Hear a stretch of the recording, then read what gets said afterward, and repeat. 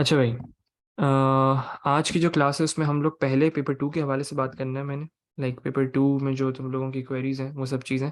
फिर उसके बाद हम लोग आज का जो लेसन है उसके ऊपर बात करेंगे। अच्छा, अगर किसी को ये लग रहा है कि आप लोगों ने बेसिक्स पढ़ी हुई हैं और वो सब चीज़ें आप लोगों की क्लियर हुई हुई हैं, तो इस सिर्फ इस रीज़न की वजह से आप लोगों ने क्लास नहीं छोड़नी है। क्योंकि जो हम लोग ये लेसन्स करेंगे इसके अंदर मुझे जो मेन चीज़ जो फोकस करवाना है तुम लोगों का, वो है सिर्फ और सिर्फ एक छोटी सी चीज़ which is problem solving skills. सही, अब सबका फोकस मुझे यहाँ पे चाहिए। मेन चीज़ क्या है? Problem solving skills. Paper two के अंदर ये कोई भी अलग से तुम लोगों को नहीं पढ़ाता है, कोई भी इस नाम से नहीं पढ़ाता है, और कहीं पे भी तुम लोग को इस चीज़ की लॉजिक और कैसे करते हैं ये सब चीज़ें, प्रॉब्लम सॉल्विंग स्किल्स जो है, ये कोई भी तुम लोग को नहीं बताएगा। ये सब चीज़ें क्या हैं? ये सब चीज़ें आपको डेवलप करवानी होती हैं बेसिक से। अभी जैसे हम लोग सारी चीज़ें करेंगे, जैसे इफ़ कर रहे हैं, इफ़ स्टेटमेंट्स हैं, तो किसी भी सवाल को ब्रेक डाउन कैसे करना है, लूप्स हैं, तो लूप्स कब इस्तेमाल करने हैं, बिल्कुल बेसिक्स ही लग रहा होगा तुम लोगों को, लेकिन उसमें जो कीवर्ड्स हैं, वो मेरे लिए बहुत ज़रूरी हैं, तो इस वजह से तुम लोगों को क्लास लेना बहुत ज़्यादा ज़रूरी है। मैं कुछ कीवर्ड्स इस्तेमाल करूँगा जो कि हम लोग इस्तेमाल करेंगे प्रॉब्लम सॉल्विंग स्किल्स के अंदर। तो अगर तुम लोग को ऐसा लग रहा है कि बेसिक्स पढ़ रहे हैं, फिर भी तुम लोगों को क्लास लेना ज़रूरी है, क्योंकि वो कीवर्ड्स जो हैं वो बहुत ज़्यादा इंपॉर्टेंट हैं। जैसे एरेज़ है, तो एरेज़ के अंदर इंडिविजुअल एलिमेंट, अगर हाउ मेनी थिंग्स है तो इसका मतलब है काउंटिंग की टेक्नीक। अभी छोटे-छोटे कीवर्ड्स हैं जो कि मैं हम लोग इसमें बेसिक्स में कवर करते जाएँगे। तो हमेशा हम लोगों ने स्टार्टिंग से लेके चलना है इसको। 2 चीज़ें होती हैं जब भी हम बात करते हैं पेपर 2 की। पेपर 2 में या कोई भी सब्जेक्ट ले लो, तो हमेशा 2 चीज़ें होती हैं। एक होता है भई आपका syllabus completion, and the second thing is your preparation completion. तो दोनों अलग-अलग चीज़ें हैं। जिसका सिलेबस बच्चे का खत्म हो जाता है उसका यू ग्रेड भी आ सकता है। ऐसे भी बच्चे होते हैं जिनके सिलेबस कंप्लीट हो जाता है लेकिन डी ग्रेड आता है। तो मेन चीज़ क्या है कि आपको अपनी प्रिपरेशन कंप्लीशन करनी है। सिलेबस जो है सब आ जाएगा, टेंशन नहीं। तो सिलेबस जो है वो इंशाअल्लाह, जो मेरा अभी फ़िलहाल इनिशियल प्लान है, मुझे ये दोनों चीज़ें तुम लोगों को कवर करवानी है कि हम लोग सिलेबस कंप्लीशन भी करें विद प्रिपरेशन कंप्लीशन। अच्छा, प्रिपरेशन के अंदर क्या चीज़ आती है? सिलेबस में सबसे पहली चीज़ ये जो आप लोग सारी सिंटेक्स वगैरह पढ़ोगे, जैसे इफ स्टेटमेंट्स हो गई, फिर आपके लूप्स हो गए, फिर आपके एरेज़ का कॉन्सेप्ट्स हो गए, और जो छोटी-छोटी चीज़ें हैं आप लोगों की पेपर 2 के अंदर, वो सब चीज़ें क्या हैं, वो आपके सिलेबस में इंक्लूड होता है। लेकिन इसका ये मतलब नहीं है कि आप लोगों ने अगर सिलेबस खत्म कर लिया, तो आप लोगों का ए स्टार आ जाएगा या ए ग्रेड आ जाएगा, बिल्कुल भी ऐसा नहीं है। आप लोगों को मेन चीज़ पे किस चीज़ पे फ़ोकस करना है, वो है आपकी प्रिपरेशन कंप्लीशन। और प्रिपरेशन कंप्लीशन कब हो पाएगी? जब आप लोग प्रॉब्लम सॉल्विंग स्किल पे फ़ोकस करोगे। 960 के बराबर नहीं, नहीं, हम 9618 कर रहे हैं, सही है? तो प्रिपरेशन कैसे होगी? मेरा जो अभी फ़िलहाल इनिशियल प्लान है, हम लोग 1 महीना जो है syllabus completion, and the second month will be your preparation completion. तो ये मेरा इनिशियल प्लान है पेपर 2 को लेके। तो बिल्कुल बेसिक से स्टार्ट करना है, कोई भी क्लास मिस नहीं करनी तुम लोगों ने, और जो क्राइटेरिया मैं फ़ॉलो करता हूँ, आप लोगों को 2 चीज़ें मिलेंगी यहाँ पे, एक होगा क्वेश्चन और एक होगा प्रैक्टिस क्वेश्चन के नाम से। तो जितने भी क्वेश्चंस हैं वो मैंने सॉल्व करने हैं, और जितने भी प्रैक्टिस क्वेश्चंस हैं वो आप लोगों ने सॉल्व करने हैं। इस चीज़ को अपने दिमाग में बिठा लो, और आप लोग सॉल्व करके कहाँ पे भेजोगे? सब लोग, हर एक-एक बच्चा जो है वो व्हाट्सएप पे भेजेगा, और व्हाट्सएप पे सेंड करने के बाद मैं उसको क्लास में ही चेक होगा वो कोड, और जिसका गलत होता रहेगा वो वहीं पे रहेगा। सही है? करना क्या है अब आप लोगों ने? जितने भी प्रैक्टिस क्वेश्चंस होंगे वो आप लोगों ने सॉल्व करने हैं, जितने भी क्वेश्चंस हैं वो मैंने सॉल्व करने हैं। सही है? बिल्कुल अलीज़ा, हो जाएगा इंशाअल्लाह। सही है? चलो, बिल्कुल बेसिक से स्टार्ट होंगे पेपर 2 को लेके। आहिस्ता-आहिस्ता चीज़ों को लेके चलना है। आज कोशिश करेंगे कि हम लोग इसकी इफ स्टेटमेंट्स जितनी भी हैं, वहाँ तक अपना बेसिक जितना पेपर 2 का है, वो कवर कर लें। जितने भी क्वेश्चंस हैं, वो देख लें, और उसके बाद हम लोग मूव ऑन करेंगे नेक्स्ट क्लास के अंदर लूप्स के अंदर। आहिस्ता-आहिस्ता करके चीज़ों को लेके जाना है। ऑन है, चलो मीटिंग। अब एक काम ये करते हैं कि इसको बंद करते हैं। Sir verify do this 960। Umar Adil, बेटा 960 अब होता ही नहीं है कहीं पे भी। ठीक है? हमेशा आपको 9618 ही मिलेगा। सर पीटी को डबल करेंगे, इडली डायरेक्ट, सब बात करेंगे इसमें। चलो अभी पहले यहाँ पे स्टार्ट करो सब। बिल्कुल बेसिक से है। अच्छा, पेपर 2 है। पेपर 2 के अंदर हम लोगों ने जिस चीज़ पे फोकस रखना है वो अभी फिलहाल जो सूडो कोड के क्वेश्चंस होते हैं तुम लोगों के, मेरा इनिशियली जो फोकस होगा वो उस पे होगा कि हम लोग पहले सूडो कोड के क्वेश्चंस कवर कर लें। फिर बाद में जो छोटी-छोटी चीज़ें रह जाएँगी, जैसे आपकी स्टेट ट्रांजिशन डायग्राम्स हैं और छोटी-छोटी चीज़ें जो कि थ्योरेटिकल क्वेश्चंस हैं, तो ये सब इतना ज़्यादा तुम लोगों को इसमें मेरी हेल्प की ज़रूरत नहीं है। मेरी हेल्प कहाँ पे चाहिए तुम लोगों को? सूडो कोड के क्वेश्चंस जो 8 मार्क्स के, 9 मार्क्स के। अब जो है ना एग्जामिनर बहुत ज़्यादा खेलने लग गया आप लोगों के साथ। अब वो जो थ्योरेटिकल क्वेश्चंस थे उसने रिमूव कर दिए टू सम एक्सटेंट, और उसके बाद आपको अब वो सूडो कोड के क्वेश्चन ज़्यादा देने लग गया है। मतलब प्रॉब्लम सॉल्विंग स्किल्स आप लोगों की और ज़्यादा टेस्ट होने लग गई है। सही है? तो अब आप लोगों ने करना क्या है, मेन फोकस जो होना चाहिए वो सूडो कोड क्वेश्चंस। फिर उसके बाद हम लोग शिफ्ट करेंगे टू योर जो एक्स्ट्रा मार्क्स होते हैं, 20 मार्क्स अराउंड होंगे, एक्स्ट्रा जो गेनिंग मार्क्स होंगे तुम लोगों के, जो कि तुम लोग को स्टेट ट्रांजिशन डायग्राम और स्ट्रक्चर चार्ट वगैरह से मिल जाएंगे। सही है? चलो बेसिक सिंटेक्स स्टार्ट करते हैं सूडो कोड का। बहुत ही बेसिक, बिल्कुल। थोड़ा तेज रखूंगा मैं यहाँ पे अपनी स्पेस, क्योंकि ये बहुत ज़्यादा ही बेसिक्स है। अच्छा, ऑपरेटर्स क्या है भाई? हमारे पास ऑपरेटर्स हम लोग इस्तेमाल करेंगे जो सूडो कोड के अंदर। अच्छा, आहिस्ता आहिस्ता जो है वो हम ऑपरेटर्स और भी डिस्कस करेंगे, लेकिन जो 4 मेन ऑपरेटर्स हैं जो कि मल्टीप्लिकेशन, डिवीजन, एडिशन और सब्ट्रैक्शन के लिए इस्तेमाल होते हैं। अच्छा, हम कभी भी मल्टीप्लिकेशन के लिए क्रॉस इस्तेमाल नहीं करते हैं। हम लोग क्या इस्तेमाल करते हैं? हमेशा स्टेरिक या स्टार कह लो उसको। और डिवीजन के लिए we will always use a slash, plus minus का सेम करेक्टर्स हैं, सेम ऑपरेटर्स हैं। सही है? आहिस्ता आहिस्ता हम लोग मॉड्यूलस और डिफ के जो कॉन्सेप्ट्स हैं उनको भी आहिस्ता आहिस्ता देखते जाएंगे, लेकिन अभी फिलहाल ये 4 जो हैं ये बेसिक ऑपरेटर्स हैं जो कि आप लोग सूडो कोड में इस्तेमाल करोगे। अच्छा, अब सबसे पहला कॉन्सेप्ट जो आता है आप लोगों के हमेशा किसी भी क्वेश्चन को सॉल्व करने के लिए ये चीज़ दिमाग में बैठा लो कि जब भी आप किसी भी क्वेश्चन को सॉल्व करते हो ना, तो आपके 3 स्टेप्स होते हैं। 3 स्टेप्स कौन से होते हैं? सबसे पहला स्टेप ये है कि भाई किसी भी आपने क्वेश्चन को सॉल्व करना है, यू मस्ट हैव डेटा। आपके पास डेटा होना चाहिए। डेटा होगा, फिर उसके बाद आप उस पर प्रोसेसिंग करोगे। जैसे ही प्रोसेसिंग कर लोगे उसके बाद आपने उसको आउटपुट करवाना है।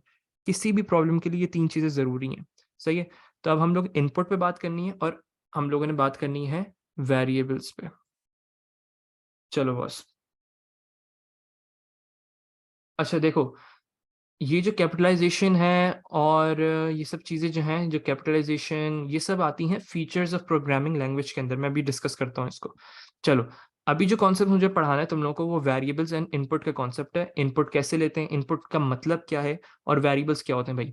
वेरिएबल्स जो हैं, पहले इसको बात करते हैं। वेरिएबल्स एक हम लोग टेम्परेरी मेमोरी के तौर पे इस्तेमाल करते हैं। मतलब अगर मुझे कोई पर्टिकुलर वैल्यू को टेम्परेरी अपने प्रोग्राम के अंदर स्टोर करना है, नोट्स मिल जाएंगे क्लास के बाद इंशाल्लाह, मैं फौरन अपलोड कर दूंगा। सही है? तो वेरिएबल्स क्या होते हैं? टेम्परेरी मेमोरी, जहां पे आप लोग किसी वैल्यू को स्टोर करोगे। फॉर एग्जांपल वेरिएबल्स हम लोग कहते हैं, जैसे एक मेरे पास वैल्यू है 5, मैंने इसको एक नाम दे दिया, एक नाम अलॉट कर दिया, जैसे हमने इसको नाम दे दिया नम। तो जहां जहां 5 हम लोग वैल्यू इस्तेमाल कर रहे थे, वहां वहां मैं अब नम इस्तेमाल कर सकता हूँ। ठीक है? जहां जहां पे मैं 5 वैल्यू इस्तेमाल कर रहा हूँ, वहां पे मैं इजीली नम का वर्ड इस्तेमाल कर सकता हूँ। इसको कहते हैं वेरिएबल। हम किसी भी एक पर्टिकुलर वैल्यू को एक नाम दे देते हैं, एक आइडेंटिफायर दे देते हैं, उसका कॉन्सेप्ट है भाई वेरिएबल्स का। अच्छा, वेरिएबल्स हो गए। वेरिएबल्स में हम लोग टेम्परेरी डाटा को स्टोर करते हैं फॉर टाइम बिंग, जिसमें आप लोग का जब तक प्रोग्राम रन हो रहा है आपका डाटा स्टोर रहेगा। अब जहां तक बात है इनपुट की, इनपुट का मतलब क्या होता है? वेरिएबल्स में आप लोग अपने प्रोग्राम में ही डाटा स्टोर करवाते हो, जैसे num is equals to 5, num is equals to 4। तो ये सब क्या है? नम के अंदर क्या वैल्यू आई? 5, फिर 4। ये सब चीज़ें आपकी प्रोग्राम के अंदर स्टोर हो रही हैं। अब फॉर एग्जांपल अगर आपने यूज़र से डाटा लेना है, यूज़र से डाटा लेना है मतलब कि अगर आपने यूज़र से पूछना है कि भाई आप कौन से नंबर इनपुट करोगे, या कभी भी देखो, हमेशा एग्जामिनर जो है वो आपको क्वेश्चन के अंदर हर एक एक चीज़, छोटी से छोटी चीज़ जो है वो बताएगा कि इनपुट लेना है या नहीं लेना, यूज़र से लेना है या नहीं लेना, ये वैल्यू इस्तेमाल करनी है डायरेक्टली। हर एक एक चीज आपके क्वेश्चन के अंदर मौजूद होती है। सही है? अगर वो बोल रहा है ask the number from the user, मतलब यूजर कौन? कि जो बंदा इनपुट करता है। इनपुट मतलब एक समझ, एक इमेजिनेशन में थोड़ा सा रहो इसके, इमेजिन करो मेरे साथ कि जब भी हम बात करेंगे इनपुट N1, मैंने अगर कहा इनपुट N1 का मतलब क्या है, कि यहाँ पे तुम्हारे पास एक एम्प्टी जगह आ जाएगी जहाँ पे यूजर जो है वो नंबर टाइप करेगा, कोई सा भी 5 टाइप कर सकता है, या कीबोर्ड से 6 टाइप कर सकता है, 7 टाइप कर सकता है, 8 टाइप कर सकता है। तो ये सब इनपुट में क्या हो रहा है? हम यूजर से डाटा लेते हैं। अच्छा, अब उसके बाद वेरिएबल्स की बात करते हैं। इनपुट N1, इनपुट का क्या क्राइटेरिया है? सूडो कोड क्या है? सूडो कोड मतलब एक सिंटेक्स। सिंटेक्स क्या है भाई इनपुट का? Input is a keyword. अच्छा, अब तुम लोगों को कंफ्यूजन होगी कि भाई हमने इसको कैपिटल में क्यों नहीं रखा। आप कैपिटल में रख सकते हो और बगैर कैपिटल के भी रख सकते हो, लेकिन क्या चीज प्रेफर्ड है? Capitalisation of keywords. Capitalisation of keywords क्या होती है? It's basically a feature of programming language. हम लोग जितने भी कीवर्ड्स हैं उनको थोड़ा बहुत डिफरेंट दिखाने के लिए उनको कैपिटलाइज रखते हैं। जैसे इनपुट हो गया, फिर डिक्लेयर हो गया, ये सब चीजें हम लोग कैपिटलाइज रखेंगे। आगे जितनी भी मैं एग्जांपल्स करूंगा उसमें सब मैं कैपिटलाइज रखूंगा, ताकि बस एक फीचर है, एग्जामिनर को हेल्प करता है आइडेंटिफाई करने में कि कौन सा पर्टिकुलर हम लोगों ने कीवर्ड इस्तेमाल कर रहे हैं और कौन सा वेरिएबल इस्तेमाल कर रहे हैं। अच्छा, अब मैं अगर बोलता हूँ इनपुट n1 जब भी बोलते हैं तो यूजर के पास एक ऑप्शन आ जाएगा जहां पे वो इनपुट करेगा। जैसे इसने नंबर डाला 6, तो ये जो नंबर है ना, ये बेसिकली कहाँ जाके स्टोर हो जाएगा, ये n1 के अंदर जाके स्टोर हो जाएगा। n1 क्या है, चैट पे जवाब, सबका जवाब चाहिए। n1 क्या है, जल्दी जल्दी जल्दी जल्दी। n1 क्या है, नाम पूछ रहा हूँ मैं, वैल्यू नहीं पूछ रहा उसकी। जल्दी जल्दी जवाब चाहिए। n1 बेसिकली एक वेरिएबल है। n1 इज अ वेरिएबल जिसके अंदर कौन सी वैल्यू स्टोर हो रही है, टेम्परेरी। जल्दी जल्दी जवाब। बिल्कुल, 6 जो है वो वैल्यू जाके स्टोर हो जाएगी। तो जहां जहां मुझे 6 कंसिडर करना है वहां पे मैं क्या नाम इस्तेमाल कर सकता हूँ, वहां पे मैं n1 इस्तेमाल कर सकता हूँ। एक लाइन हो गई। हमेशा कोड आपका लाइन बाय लाइन ट्रांसलेट होता है, तो हमेशा जब भी कोड लिखा करो तो लाइन बाय लाइन सारी चीजों को लेके चलना है। Input n1, then you have the concept of input n2। इसका मतलब क्या, फिर से एक और स्क्रीन आ जाएगी आपके पास। सब इमेजिनेशन के अंदर है ये। अब उसके बाद सूडो कोड जो है वो एक्चुअल प्रोग्रामिंग लैंग्वेज नहीं होती, ये सिर्फ और सिर्फ सवाल को ब्रेक डाउन करने के लिए, सवाल को डिजाइन करने के लिए हम लोग इस्तेमाल करते हैं।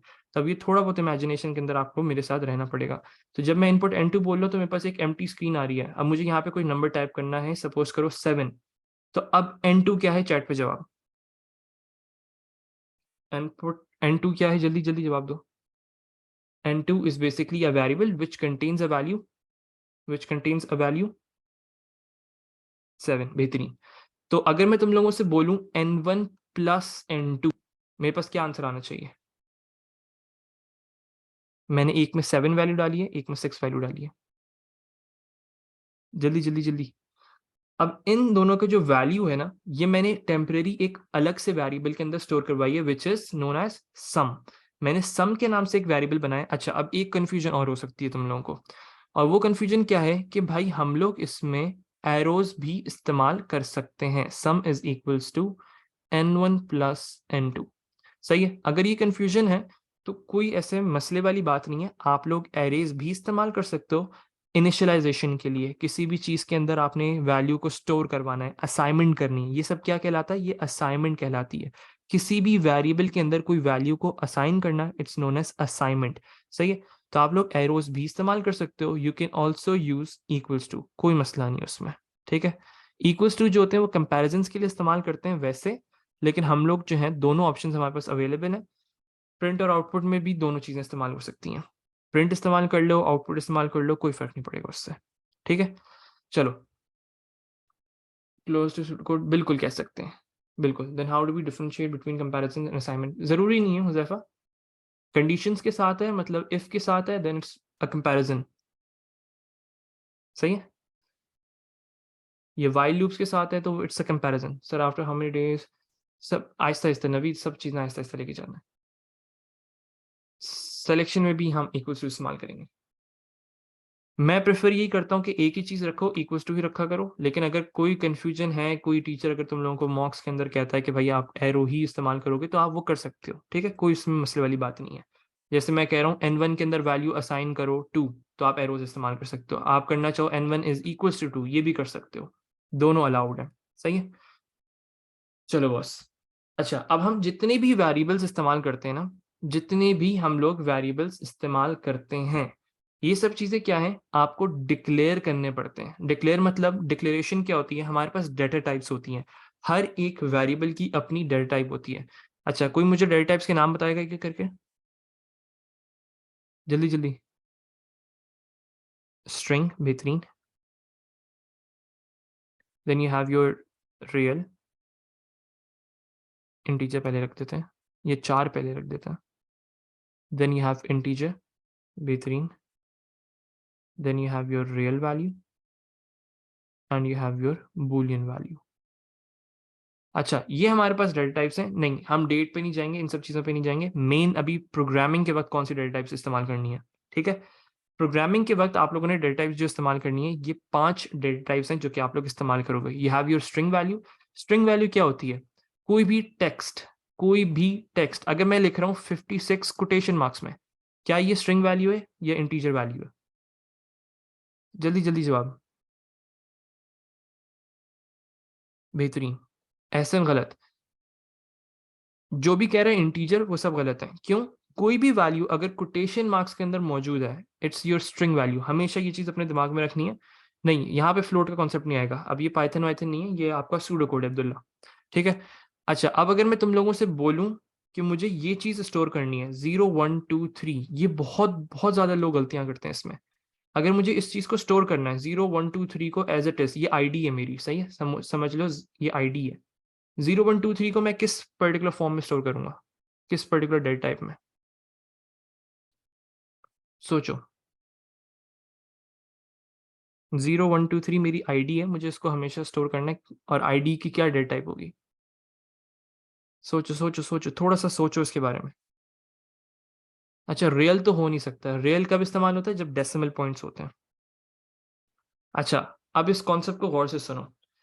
जो भी इसको जो भी इस पर्टिकुलर वैल्यू को इंटीजर बोल रहा है, जो भी इंटीजर बोल रहा है वो सब गलत है। सही है? क्यों गलत है? अब इस कॉन्सेप्ट को यहीं पे सही करो। चार भी नहीं हो सकता, चार सिंगल कैरेक्टर्स होते हैं। ए वैल्यू, बी, सी, ये चार कैरेक्टर्स होते हैं। रियल वैल्यूज क्या होती हैं? रियल में क्या आएगा भाई? भाई ये वार्चर नहीं है, ये सिर्फ ये डेटा टाइप्स इस्तेमाल करनी है प्रोग्रामिंग के अंदर, सोहेब। सिर्फ ये पांच। अच्छा, अब मैं अगर बोलूं कि रियल की वैल्यूज क्या होती हैं, 24.5, 26.6, ये सब क्या है? Decimal values. तो वो सब आपकी रियल वैल्यूज में आ जाती हैं। स्ट्रिंग वैल्यूज क्या होती हैं? जो भी कोटेशन मार्क्स के अंदर लिखी हुई हो। और इंटीजर्स क्या होते हैं? कोई भी नंबर्स, 1 2 3। सही है। अब मैंने तुम लोगों से सवाल किया कि ये आईडी की क्या डेटा टाइप होगी, तुम सब ने तकरीबन टू सम एक्सटेंट 50% कह लो, आप लोगों ने जवाब दिया इंटीजर। सही है। इंटीजर क्यों बोला? क्योंकि तुम लोगों ने यहाँ पे देखा कि भाई ये नंबर्स हैं। अच्छा, अब इस चीज को यहाँ पे कॉन्सेप्ट को बहुत गौर से सुनो, और ये एग्जामिनर जो है इसके अंदर बहुत खेलता है आप लोगों के साथ। अच्छा, जब भी लिखा हुआ है 0 1 2 3, कोई भी अगर वैल्यू जीरो से स्टार्ट हो रही है, मैं बताता हूँ अहमद, चलो मैं बताता हूँ। कोई भी वैल्यू अगर जीरो से स्टार्ट हो रही है, और अगर मैंने इसको 0 1 2 3 को इंटीजर से डिक्लेयर कर दिया, तो ये क्या वैल्यू बन जाएगी? क्या नंबर्स के अंदर जीरो कंसिडर होता है? चैट पे जवाब दो, यस या नो। क्या इंटीजर्स के अंदर जीरो कंसिडर होता है एट द स्टार्ट? अगर मैं लिखूं 0 0 0 0 5, तो क्या मेरा जीरो कंसिडर होता है? जवाब है नहीं। ये जो 0 0 0 5 लिखूंगा, ये क्या कंसिडर होगा? 5 कंसिडर होगा। सही है।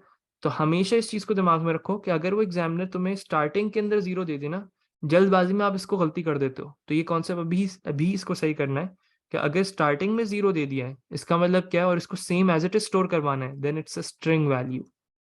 सही है। क्लियर हुआ यहां तक सबको? तो कोई भी इसको इंटीजर से डिक्लेयर नहीं करेगा। चलो, और जितने भी आपने वेरिएबल्स इस्तेमाल करने हैं, उन सबको आपने डिक्लेयर करना पड़ेगा। क्या क्राइटेरिया डिक्लेयर करने का? डिक्लेयर इज अ कीवर्ड जो कि आप इस्तेमाल करोगे जितने भी वेरिएबल्स अगर सेम डेटा टाइप्स के हैं। चलो मैं एक्सप्लेन कर रहा हूँ। देखो, हाँ, कोटेशन हम डालेंगे खुद ही। अगर मैं कहता हूँ 0 1 2 3, सही है, कोई फर्क नहीं पड़ता, सही है शबी, कोई फर्क नहीं पड़ता उससे। बोलिए, मैं समझा देता हूँ। अगर मैं कहता हूँ 0 1 2 3, इस पर्टिकुलर वैल्यू की क्या डेटा टाइप होनी चाहिए? तुम लोगों से सवाल ये था मेरा। अच्छा, कभी भी अगर जीरो स्टार्टिंग में वैल्यू आती है, तो हम इसको कंसिडर करते हैं या नहीं करते हैं? जिसने ये सवाल पूछा था री एक्सप्लेन करने को। वार्चर यहाँ पे कॉन्सेप्ट नहीं आता हजीम। नहीं कंसिडर होता। कोई भी नंबर अगर जीरो से स्टार्ट हो रहा है ना, जैसे 0 0 0 5, तो इसकी अगर वैल्यू को मैं प्रिंट करना चाहूँ तो क्या वैल्यू प्रिंट होगी? 5 वैल्यू प्रिंट होगी। क्यों? क्योंकि ये जीरो कंसिडर नहीं होते हैं नंबर्स के अंदर। अगर मुझे कंसिडर करवाना है तो मुझे स्ट्रिंग वैल्यू कंसिडर करनी पड़ेगी। चलो, बेहतरीन हो गया। अब जितनी भी डेटा टाइप्स इस्तेमाल करोगे उनको डिक्लेयर करना है। अगर सेम डेटा टाइप है, सर कोई भी नंबर जीरो से स्टार्ट हो रहा हो तो हमेशा स्ट्रिंग होगी, बिल्कुल सुदैस। सही। बिल्कुल उर्वा, आपको कैपिटल में लिखने हैं, लेकिन it's like not compulsory at all. Marks नहीं कटेंगे, लेकिन लिखना जरूरी है। Declare n1 n2 some integer, आपने उसको बता दिया, कॉलन इंटीजर। अच्छा, यहाँ पे अब आप लोगों ने कुछ भी और कुछ और इस्तेमाल नहीं करना, ऑफ इस्तेमाल बिल्कुल भी नहीं करना, मार्क्स कटेंगे। और एज इस्तेमाल कर सकते हो, लेकिन हमेशा प्रिफर्ड क्या चीज़ है, कॉलन इंटीजर। सर मतलब हम 0 1 2 3 को एज एन इंटीजर भी डिक्लेयर करवा सकते हैं, बिल्कुल। अगर तुम लोगों ने इसको 0 1 2 3 को इंटीजर डिक्लेयर करवा दिया तो ये 123 बन जाएगा। अब ये 0 1 2 3 नहीं रहेगा। तो सर ये स्ट्रिंग कैसे होगा, क्योंकि कोटेशन में तो है नहीं, हम डालेंगे ना कोटेशन में, बिल्कुल वो स्ट्रिंग काउंट होगी, बिल्कुल। We can write output instead of print, बिल्कुल लिख सकते हैं, बिल्कुल लिख सकते हैं। अच्छा फिर से देखते हैं हम लोगों ने करना क्या था, write a pseudo code of a program in which input two numbers, दो नंबर्स इनपुट लेने थे, and print the sum of those numbers. तो मैंने input n1, input n2, so do we need to write integer in capital, बिल्कुल लिख सकते हो, लिख सकते हो। और प्रिफर्ड भी यही है, जितने मैं क्वेश्चंस आगे करवाऊंगा उनमें कैपिटल्स इस्तेमाल करूंगा। इनपुट n1, इनपुट n2, दोनों चीजों को इनपुट करवाने के बाद मेरे पास अब दो वैल्यूज आ चुकी हैं। सबसे पहला स्टेप क्या है, यू शुड हैव डाटा, फिर हम लोग उस पर प्रोसेसिंग करवाएंगे। अब जब आपकी प्रोसेसिंग हो जाएगी फिर हम लोग आउटपुट करेंगे, मतलब प्रिंट का कॉन्सेप्ट। तो ये 3 स्टेप प्रोसेस है हमेशा। तो ये आपके पास डाटा आ गया फर्स्ट 2 लाइन्स के अंदर। अब आपने उस पर प्रोसेसिंग करवाई। प्रोसेसिंग क्या है, sum is equal to n1 plus n2। इसको हम लोग एक चीज और कहते हैं which is known as assignment. This is your assignment. आपने सम के अंदर वैल्यूज असाइन करवा दी, जैसे n1 की वैल्यू 6 थी, n2 की वैल्यू 7 थी, तो सम के अंदर वैल्यू आ जाएगी और हम इसको प्रिंट कर देंगे। तो ये बेसिक तरीन क्राइटेरिया है इनपुट लेने का, वैल्यूज को कंसिडर करने का। सो इंटीजर और इनपुट को कैपिटल में नहीं लिखेंगे, बिल्कुल कैपिटल में लिखेंगे। जो ये इनपुट है ये कैपिटल में आएगा। इनपुट प्रिंट भी लिख सकते हो, आउटपुट भी लिख सकते हो, उससे कोई फर्क नहीं पड़ेगा, ठीक है। मैं ज्यादातर प्रिंट इस्तेमाल करता हूँ। चलो आगे बढ़ते हैं। अच्छा अब एक चीज बात करते हैं। मैं बस तुम लोगों को एक खाली जगह दे दूं, सपोज करो कि मैंने तुम लोगों को ये खाली जगह दे दी है कि यहाँ पे, और तुम लोगों से बोला इसके अंदर वैल्यू फिल करनी है। सही है, मैंने तुम्हें खाली जगह दे दी है और तुम लोगों से बोला कि इसके अंदर वैल्यू फिल करनी है। तुम लोगों को मैंने ये नहीं बताया सर को सारा कैपिटल में लिखना है ऑलवेज, बिल्कुल जो कीवर्ड्स हैं उनको कैपिटल में लिखना है। आगे जाके मैं इसको भी यहाँ पे अगर टाइपिंग के अंदर हुआ है तो इस वजह से चेंज नहीं कर पा रहा हूँ। आगे जाके जब मैं क्वेश्चंस परफॉर्म करूंगा तुम लोगों के साथ तो उसमें कैपिटल कर दूंगा। अच्छा अब यहाँ पे प्रॉम्प्ट का कॉन्सेप्ट समझते हैं। प्रॉम्प्ट का कॉन्सेप्ट बहुत जरूरी है, इसका 1 मार्क मिलता है आपको सूडो कोड के क्वेश्चंस के अंदर। अच्छा अगर सपोज करो मैंने तुम लोगों से बस एक एक छोटा सा सवाल कर रहा हूँ कि यहाँ पे एक मैंने तुम लोगों को खाली एम्प्टी बॉक्स दे दिया है और यहाँ पे वैल्यू फिल करनी है, सही है। अब तुम लोगों का सबसे पहला सवाल क्या आएगा कि क्या वैल्यू फिल करनी है, लिखना क्या है इसमें, खाली जगह तो है मेरे पास, मुझे इसके अंदर लिखना क्या है, नाम लिखना है, फुल नेम लिखना है, एज लिखनी है, लिखना क्या है। किसी को सवाल आ रहा है ये दिमाग में कि भाई एम्प्टी बॉक्स तो है मेरे पास, लेकिन इसमें वैल्यू डालनी क्या है, टाइप क्या करना है, सही है। तो अब इसमें होता क्या है कि जब आप यूजर को एक खाली बॉक्स देते हो ना तो वो भी कंफ्यूज हो जाता है। जैसे यूजर को एक खाली बॉक्स मिल गया, बस इमेजिन करो मेरे साथ कि यूजर को एक खाली बॉक्स मिल चुका है। अब उसको ये नहीं पता कि इसमें आपने करना क्या है, इसके अंदर टाइप क्या करना है। तो इस पर्टिकुलर सिनेरियो से बचने के लिए कि हमें उसको बताना पड़ता है, पहले हमें उसको एक मैसेज देना पड़ता है कि अब इसके बाद जो आपके पास बॉक्स आएगा उसमें आपने एज डालनी है। जैसे मैंने यहाँ पे देखो, मैंने यहाँ पे प्रिंट किया, उसको पहले इनपुट लेने से पहले प्रिंट किया है। अगर मैं इनपुट लेने के बाद प्रिंट करूंगा तो उसको तो कोई फायदा ही नहीं ना, कि तुमने इनपुट ले लिया, मांग लिया, फिर बाद में बता रहे हो कि वहां पे ये वाली वैल्यू डालनी थी। ये तो गलत हो गया।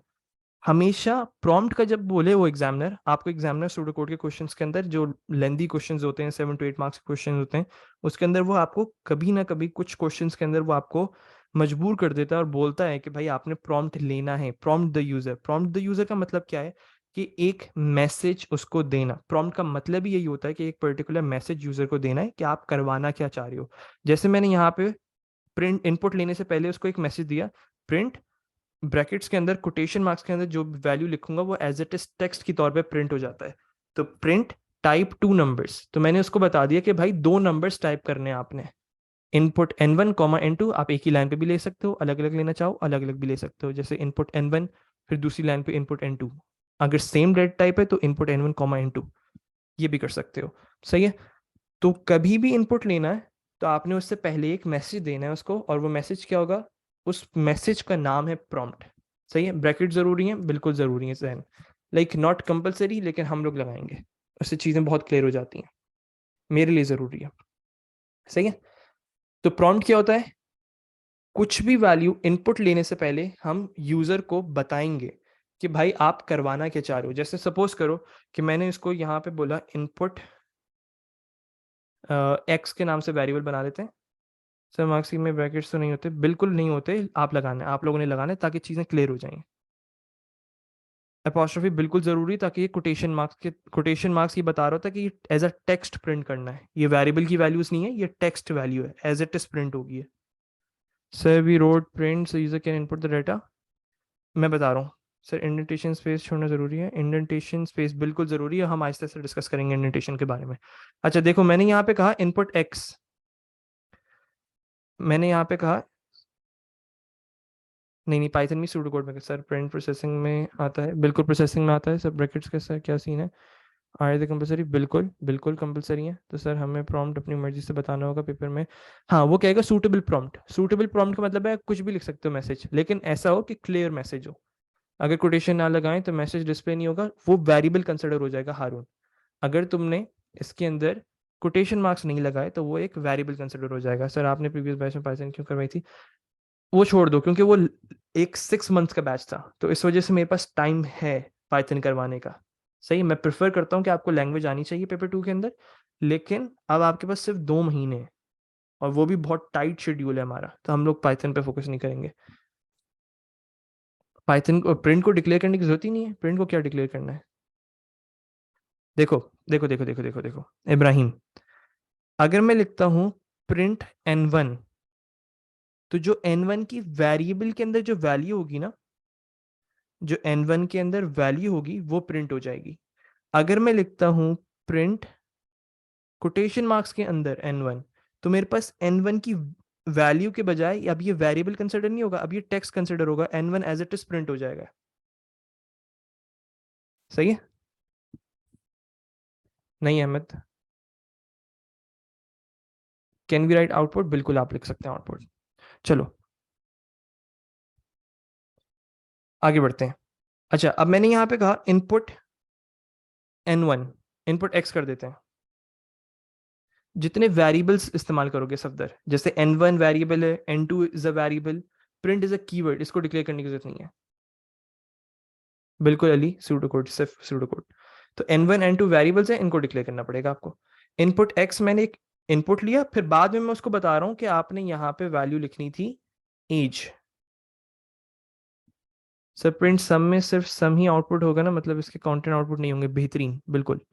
अगर तुम यहाँ पे इसको ऐसे लिखो प्रिंट ब्रैकेट्स के अंदर कोटेशन मार्क्स में सम, तो सम एज अ टेक्स्ट प्रिंट हो जाएगा, नॉट द वैल्यू। तो मुझे क्या करना पड़ेगा, प्रिंट सम, ताकि ये वेरिएबल कंसिडर हो। ठीक है sir, is it allowed to ask user to input on the same line, बिल्कुल कर सकते हैं अगर वो सेम डेटा टाइप के हैं। ठीक है चलो, अब मुझे सब चैट पर आओ जल्दी से, प्रॉम्प्ट का मतलब समझ आया? बिल्कुल दानिया, दोनों एक्सेप्टेबल है। सब चैट पर आओ जल्दी।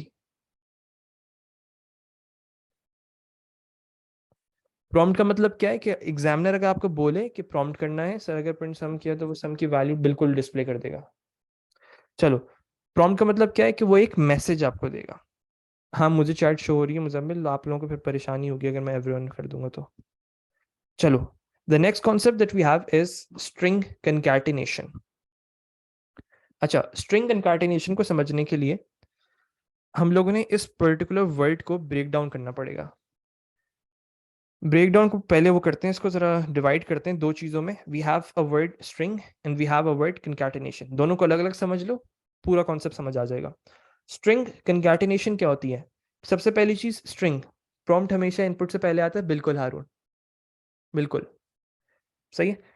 चलो अब बात करते हैं हम लोग स्ट्रिंग क्या होती है। स्ट्रिंग कोई भी टेक्स्ट कोटेशन मार्क्स के अंदर मौजूद है, कोई भी टेक्स्ट अगर कोटेशन मार्क्स के अंदर मौजूद है, या कोई ऐसा वेरिएबल जिसके अंदर स्ट्रिंग वैल्यू स्टोर हुई हुई है।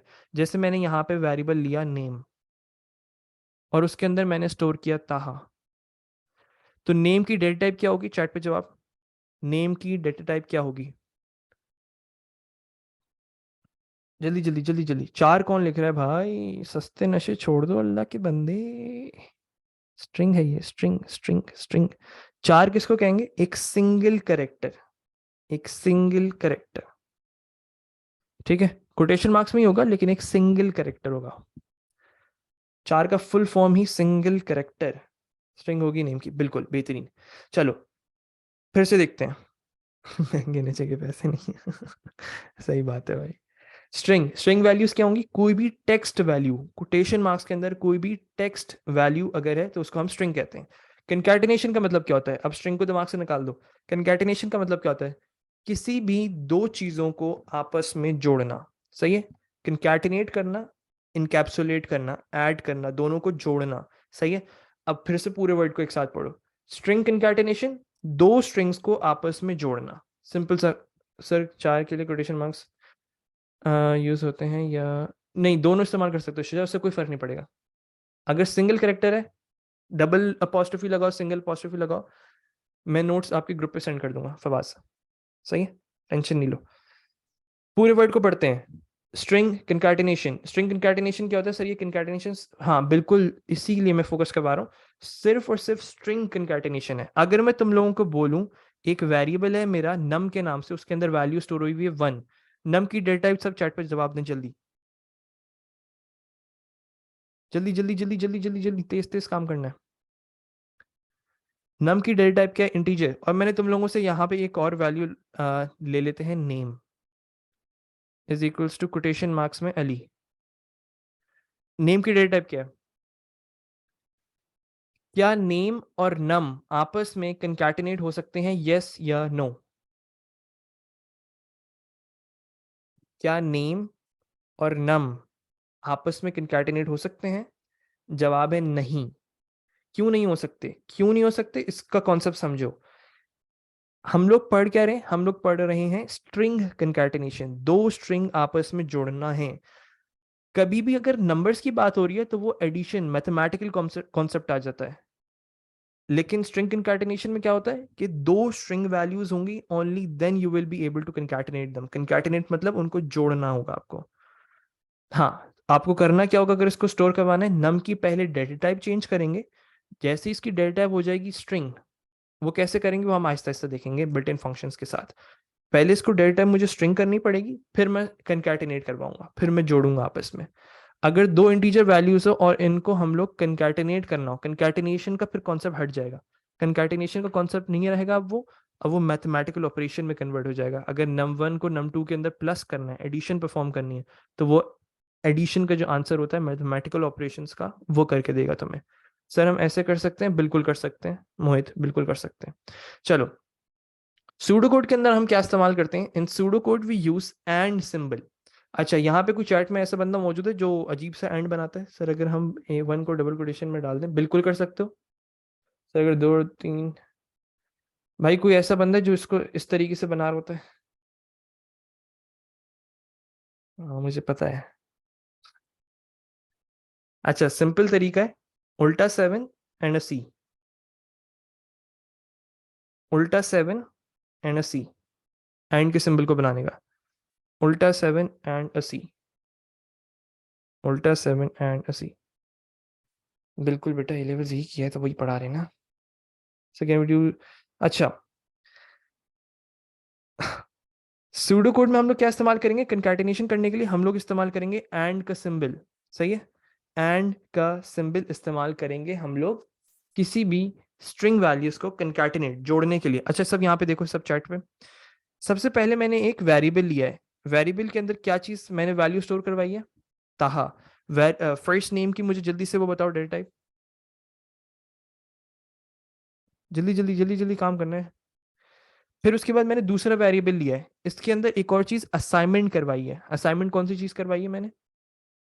लास्ट नेम के अंदर क्या वैल्यू है? नहीं, we can not use plus, plus इस्तेमाल नहीं होगा, वो पाइथन का कॉन्सेप्ट है। अली, बेहतरीन। अब मैं अगर बोलता हूं मैंने एक दूसरा वेरिएबल, तीसरा वेरिएबल लिया है और उसके अंदर मैंने first name and last name, इसका मतलब क्या है? इसका ये मतलब है कि दोनों को आपस में जोड़ दो। आंसर कैसा आएगा? मैं दो ऑप्शंस दे रहा हूं तुम लोगों को, ताहा अली, ताहा अली। ऑप्शन नंबर 1 या ऑप्शन नंबर 2? चैट पे जवाब। First name and last name अगर मैं ये करता हूं तो मेरे पास किस पर्टिकुलर उसमें किस फॉर्मेट में आंसर आएगा? मेरा आंसर आएगा सेकंड ऑप्शन में, जो सेकंड तरीका है, जो सेकंड फॉर्मेट लिखा हुआ है, without any space. Without any space हम लोग करते क्यों है ये स्ट्रिंग कंकैटिनेशन? एक सिंगल स्ट्रिंग वैल्यू बनाने के लिए। दो अलग अलग स्ट्रिंग वैल्यूज थी, उनको एक सिंगल स्ट्रिंग वैल्यू बनाना है, तो मैं स्ट्रिंग कंकैटिनेशन करता हूं। अब फॉर एग्जाम्पल मुझे इसके दरमियान स्पेस डालनी है, तो मुझे क्या करना पड़ेगा? अब इसको देखो, यहाँ पे किस पर्टिकुलर ऑर्डर में आ रहा है मेरे पास? ताहा अली एक साथ जोड़ा जोड़ा सा आ रहा है, सही है। तो अब मुझे करना क्या है, मुझे इनके अंदर स्पेस चाहिए, मुझे ऑप्शन नंबर 1 चाहिए, इस तरीके से अरेंज करना है। तो मैं यहाँ पे देखो क्या करूंगा, मैंने वेरिएबल बनाया फुल नेम के नाम से। Full name is equals to first name, जिसमें मेरा फर्स्ट नेम की जो वैल्यू थी वो स्टोर हुई हुई है, एंड एक एम्प्टी स्ट्रिंग वैल्यू, एक एम्प्टी स्ट्रिंग वैल्यू मैंने यहाँ पे एक्स्ट्रा डाली, फिर एक और एंड का सिंबल, उसके बाद मैंने यहाँ पे लास्ट नेम कर दिया। इस तरीके से अगर मैं करूंगा, only then I will be able to get my answer like this.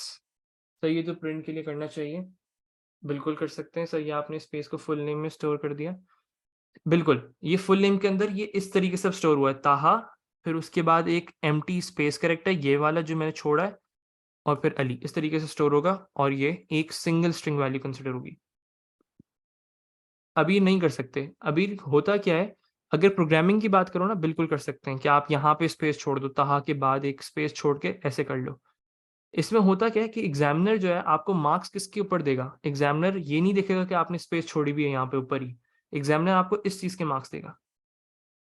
Space वाला मैं दोबारा समझा रहा हूँ, चलो कोई मसला नहीं। वो आपको कॉन्सेप्ट चेक करना चाह रहा है, बिल्कुल। अच्छा, अब अगर मैं बोलता हूँ मेरे पास एक स्ट्रिंग वैल्यू थी ताहा और दूसरी वैल्यू थी अली, अगर मैं इसको without any space, without any extra space, is it important for the data to be in string? बिल्कुल बिल्कुल, बहुत जरूरी है ये। किसी भी डाटा को आप अगर स्ट्रिंग वैल्यू होगी, only then you will be able to concatenate. So what type of characters can be use for identified names? मैं बताता हूँ। सर एम्प्टी स्ट्रिंग की वजह से ताहाली आपस में जुड़ेंगे नहीं, बिल्कुल ऐसे ही है कंजा। देखो फिर से देखो इसको, सब फिर से देखें। अगर मैं बोलता हूँ ताहा और अली ये वैल्यूज हैं, और मैं इनको एक साथ जोड़ना चाह रहा हूँ, मतलब कंबाइन करना चाह रहा हूँ, तो यहाँ पे देखो होगा क्या, इस तरीके से मेरा आउटपुट आ रहा होगा, ताहा अली। अच्छा, मैं तुम लोग को ये पाइथन पे करके दिखाऊं ताकि तुम लोग इसको विजुलाइज कर सको। सिंटेक्स से कोई भी कंफ्यूज मत हो, सिंटेक्स से कोई भी कंफ्यूज मत होना, पहले बता रहा हूँ मैं।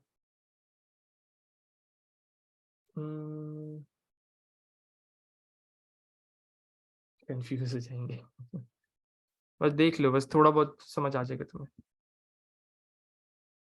हाँ, मैं सिर्फ दिखाना चाह रहा हूँ तुम लोगों को कि ये होता क्या है,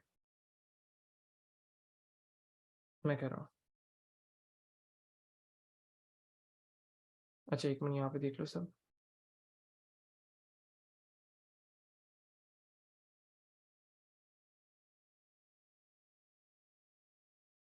अच्छा,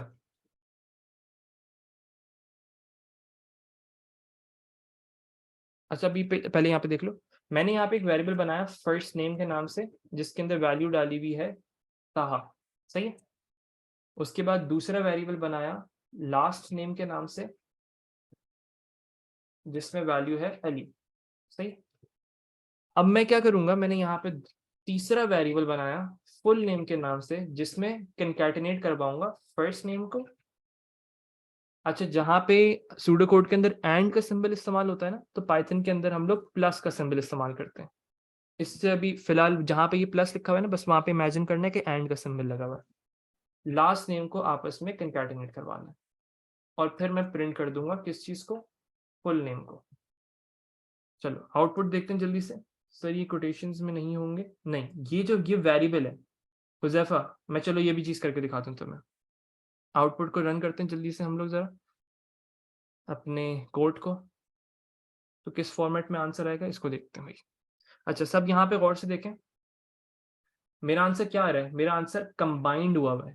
कंबाइंड मतलब दोनों आपस में जुड़े हुए हैं। अब इस चीज को मुझे रिमूव करना है, ये मैं कैसे करूंगा? फिर से देखो यहाँ पे सब, हाँ, मार्क्स कट जाएंगे फिर अगर प्लस इस्तेमाल करोगे तो मार्क्स। सर अगर फर्स्ट नेम मैं बता रहा हूँ। अच्छा अभी देखो, अब मुझे अगर स्पेस डालनी है, ताहा और अली के दरमियान स्पेस आनी चाहिए, तो मुझे क्या करना पड़ेगा? पहली चीज फर्स्ट नेम एंड एक एम्प्टी स्ट्रिंग वैल्यू, फिर लास्ट नेम एंड करवाना होगा। इस तरीके से कोड को रन करते हैं फिर से।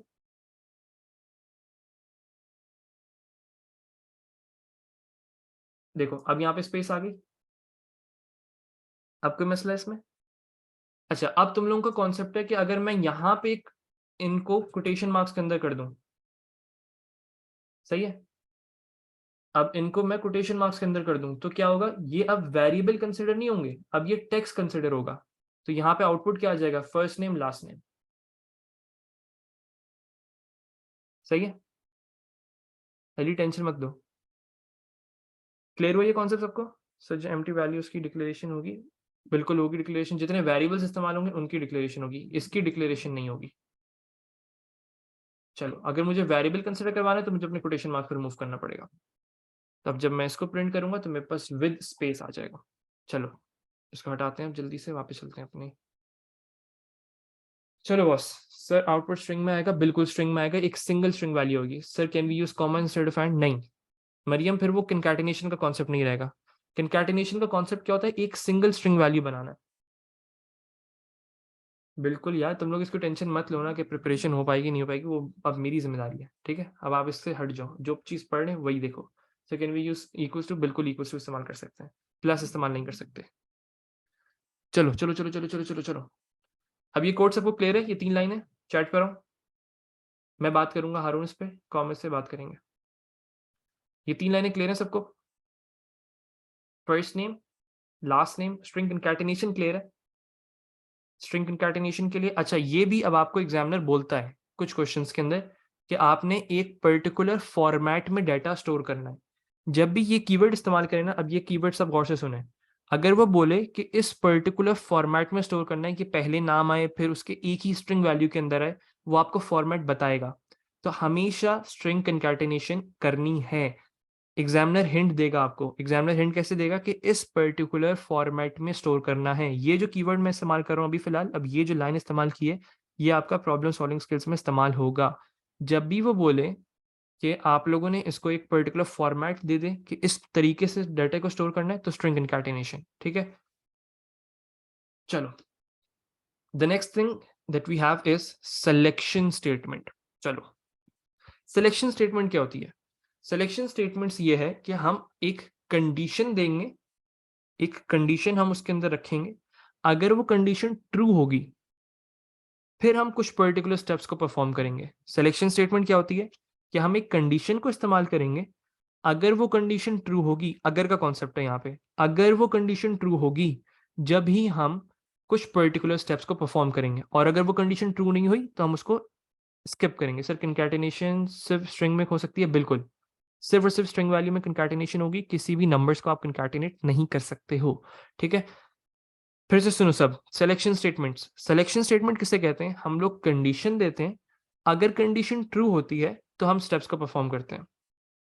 नहीं नहीं अली रजा, ये यूट्यूब पर अपलोड नहीं होगी। This will be uploaded on Google drive, आप लोगों के लिए एक्सेसिबल है। Sir after writing if statement can we use another if in the statement? बिल्कुल कर सकते हैं शरानी, उसको नेस्टेड इफ का कॉन्सेप्ट कहते हैं। वो हम आहिस्ता आहिस्ता आगे बढ़ते जाएंगे तो आपको समझ आता रहेगा। चलो अब जब भी बात करते हैं हम लोग सिलेक्शन स्टेटमेंट्स की, तो हमारे पास दो किस्म की सिलेक्शन स्टेटमेंट्स हैं। We have if then else end if, case of otherwise end case. अच्छा मैं बिल्कुल भी प्रेफर नहीं करता हूं कि आप लोग case of otherwise end case इस्तेमाल करो, क्योंकि थोड़ा बहुत इसका चैलेंजिंग आपका एक सिंटेक्स है इसका। चार में भी नहीं होती सर, कंकैटिनेशन करवा सकते हो अब्दुल्ला। चार जो बेसिकली स्ट्रिंग वैल्यू ही है। जो चार वैल्यू होती है ना, जैसे कैपिटल ए, ये भी एक स्ट्रिंग वैल्यू कंसिडर होती है। सर कभी कभी इफ के बाद डायरेक्ट एंड। सर एक सेकेंड सर। सर कभी कभी इफ के बाद डायरेक्ट एंड इफ कर देते हैं, एल्स नहीं लगाते। कर सकते हैं, मैं बताता हूँ इसके बारे में। सर आप बिल्कुल आ रही है अहमद, सब चीज़ें देख रहा हूँ सर। We should use and use and का सिंबल इस्तेमाल करते हो। It's a symbol, not A N D नहीं है ये बूलियन ऑपरेटर आ जाता है। बूलियन ऑपरेटर्स क्या होते हैं डिस्कस करूंगा मैं। सर करेक्टर कंकैटिनेशन हो सकती है? बिल्कुल हो सकती है। बिल्कुल बिल्कुल सही सर, कोई ऐसे सवाल आ सकते हैं जिसमें वो मैं बता रहा हूँ, मैं आ रहा हूँ, इस पे आ रहा हूँ सब एग्जामिनर। चलो अब सुनो सुनो सुनो सुनो सुनो सुनो सुनो। हमारे पास दो सिलेक्शन स्टेटमेंट्स हैं, we have if then else end if, then we have case of otherwise end case. सवाल कैसे आते हैं इसके? इसका एक थ्योरेटिकल क्वेश्चन भी बन सकता है जिसमें आपसे वो पूछे कि भाई सिलेक्शन स्टेटमेंट्स के आप लोग नाम लिखो, then you are suppose to write these two lines, ये दो लाइनें आप लोगों ने लिखनी है, if then else end if, case of otherwise end case, बिल्कुल सेम फॉर्मेट के अंदर। सही है। अब वो आपसे पूछे कि भाई सिलेक्शन स्टेटमेंट होती क्या है, उसमें भी आपको एक्सप्लेन करना आना चाहिए। अली एंड का सिंबल इस्तेमाल करते हैं कंकैटिनेशन में, this symbol should be use, plus नहीं इस्तेमाल होगा। सही है। सर हम टीचर को स्ट्रिंग में कन्वर्ट कर सकते हैं कंकैट, बिल्कुल बिल्कुल कर सकते हैं, बिल्कुल कर सकते हैं, बिल्कुल कर सकते हैं, और करना होगा आपको। हम जब क्वेश्चंस को देखेंगे आहिस्ता आहिस्ता करना होगा आप लोग। चलो सिलेक्शन स्टेटमेंट, सिलेक्शन स्टेटमेंट्स क्या है हमारे पास? दो होती हैं, if then else end if, case of otherwise end case. अच्छा मैं क्या कह रहा था, मैं ये बता रहा था आप लोगों को, मैं कभी भी case of otherwise end case को प्रेफर नहीं करता हूँ। अच्छा तुम कहना चाह रहे हो भाई ए और बी को अगर हम एंड करवाएंगे तो क्या वैल्यू आएगी? ए भी आ जाएगी, सिंपल कॉन्सेप्ट। सर एक स्टूडियो कोड डिफाइन क्वेश्चन आता है, उसमें क्या लिखना है, इनिशियलाइजेशन, डिक्लेरेशन और क्या लिखें? मैं बताऊंगा, सारी चीजें सब आहिस्ता आहिस्ता डिस्कस करेंगे हम लोग। Focus focus focus focus focus focus, elif यहाँ पे कुछ भी नहीं होता, it's else if and both are character data types. नहीं, फिर वो स्ट्रिंग डेटा टाइप कंसिडर होगी ना अली, दो वैल्यूज आ गई, अब सिंगल कैरेक्टर नहीं रहा वो। चलो फिर से जल्दी जल्दी फोकस।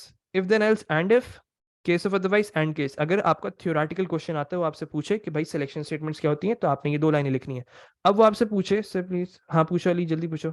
अगर वो आपसे बोले कि भाई सिलेक्शन स्टेटमेंट को एक्सप्लेन करो, तो आपने उसको एक्सप्लेन करना है। क्या एक्सप्लेन करना है? कि भाई हम एक कंडीशन को इस्तेमाल करते हैं, if that condition is true, अगर वो कंडीशन ट्रू हो जाती है तो हम कुछ पर्टिकुलर स्टेप्स करवाते हैं, सारे स्टेप्स नहीं, कुछ पर्टिकुलर स्टेप्स करवाते हैं। वो सब फिर किंजा वो लूप का कॉन्सेप्ट है, वो हम बाद में डिस्कस करेंगे। सही है। चलो, तो इफ देन एल्स कब इस्तेमाल करना है? अच्छा ये भी चीजें जो है ना कि आपने इफ इस्तेमाल कब करना होता है, जो मैं बात कर रहा हूँ प्रॉब्लम सॉल्विंग स्किल की। तो प्रॉब्लम सॉल्विंग स्किल में आप लोग अगर क्वेश्चन को पढ़ोगे ना, कि आपको सिर्फ क्वेश्चन को अगर गौर से देखोगे तो तुम लोग को इजीली पूरा ये पता चल जाएगा कि यहाँ पे हम लोगों ने इफ इस्तेमाल करना है। जैसे उसने इंग्लिश में लिखा हुआ है कि if number one is greater than number two, then you are suppose to print number one is the greatest number. English पढ़ के क्या चीज समझ आ रही है? चैट पे जवाब दो। इंग्लिश पढ़ के जो अभी मैंने सिर्फ एक स्टेटमेंट पढ़ी है, तो इससे क्या चीज समझ आनी चाहिए तुम लोगों को? तुम लोगों के दिमाग में फौरन यहाँ पे क्लिक क्या होना चाहिए? जब भी इंग्लिश पढ़ोगे क्वेश्चन के अंदर, वो ही सेम चीज तुम लोग उसको कन्वर्ट करोगे इनटू योर कोडिंग, जो प्रोग्रामिंग है आपकी। जैसे इंग्लिश की अंदर स्टेटमेंट था, if number one is greater than number two, then you are suppose to print number one is a positive number. सही है। अगर ये तुम लोग को दे दें तो क्या चीज दिमाग में आई कि हमने यहाँ पे इफ स्टेटमेंट को इस्तेमाल करना है। तो ये सब इंडिविजुअल कंपोनेंट्स हैं जो कि आप लोगों को आइडेंटिफाई करने आने चाहिए कि एरे में से वैल्यू रीड करनी है। तो आपके फौरन दिमाग में गया कौन सा कॉन्सेप्ट? इंडिविजुअल एलिमेंट्स का कॉन्सेप्ट, जो हम आगे पढ़ेंगे अभी, टेंशन मत लो उसकी। सही है। तो इंग्लिश और उसको ट्रांसलेट करना है जैसे जैसे पढ़ते जाओगे उसको। अच्छा अब सवाल क्या है हमारे पास कि सर आपको ये कैसे पता लगेगा कि आपने एलसिफ कहाँ यूज करना है? मैं बताता हूँ एलसिफ कहाँ यूज करना है, ये कैसे पता चलेगा भाई हमें? ये भी सिलेक्शन स्टेटमेंट जो इंग्लिश है ना, वो सब आपको बताएगी। एरेस क्या होते हैं छोड़ दो उसको भाई, माजरत भाई, बहुत बहुत माजरत, वर्ड इस्तेमाल कर लिया मैंने। आगे पढ़ेंगे एरेस, ठीक है। एलसिफ कहाँ इस्तेमाल करना होता है? एलसिफ का मतलब ये है कि अगर ये कंडीशन फॉल्स हो जाए तो फिर उसके बाद दूसरी कंडीशन चेक करो, अगर ये भी कंडीशन फॉल्स हो जाए फिर तीसरी कंडीशन चेक करो।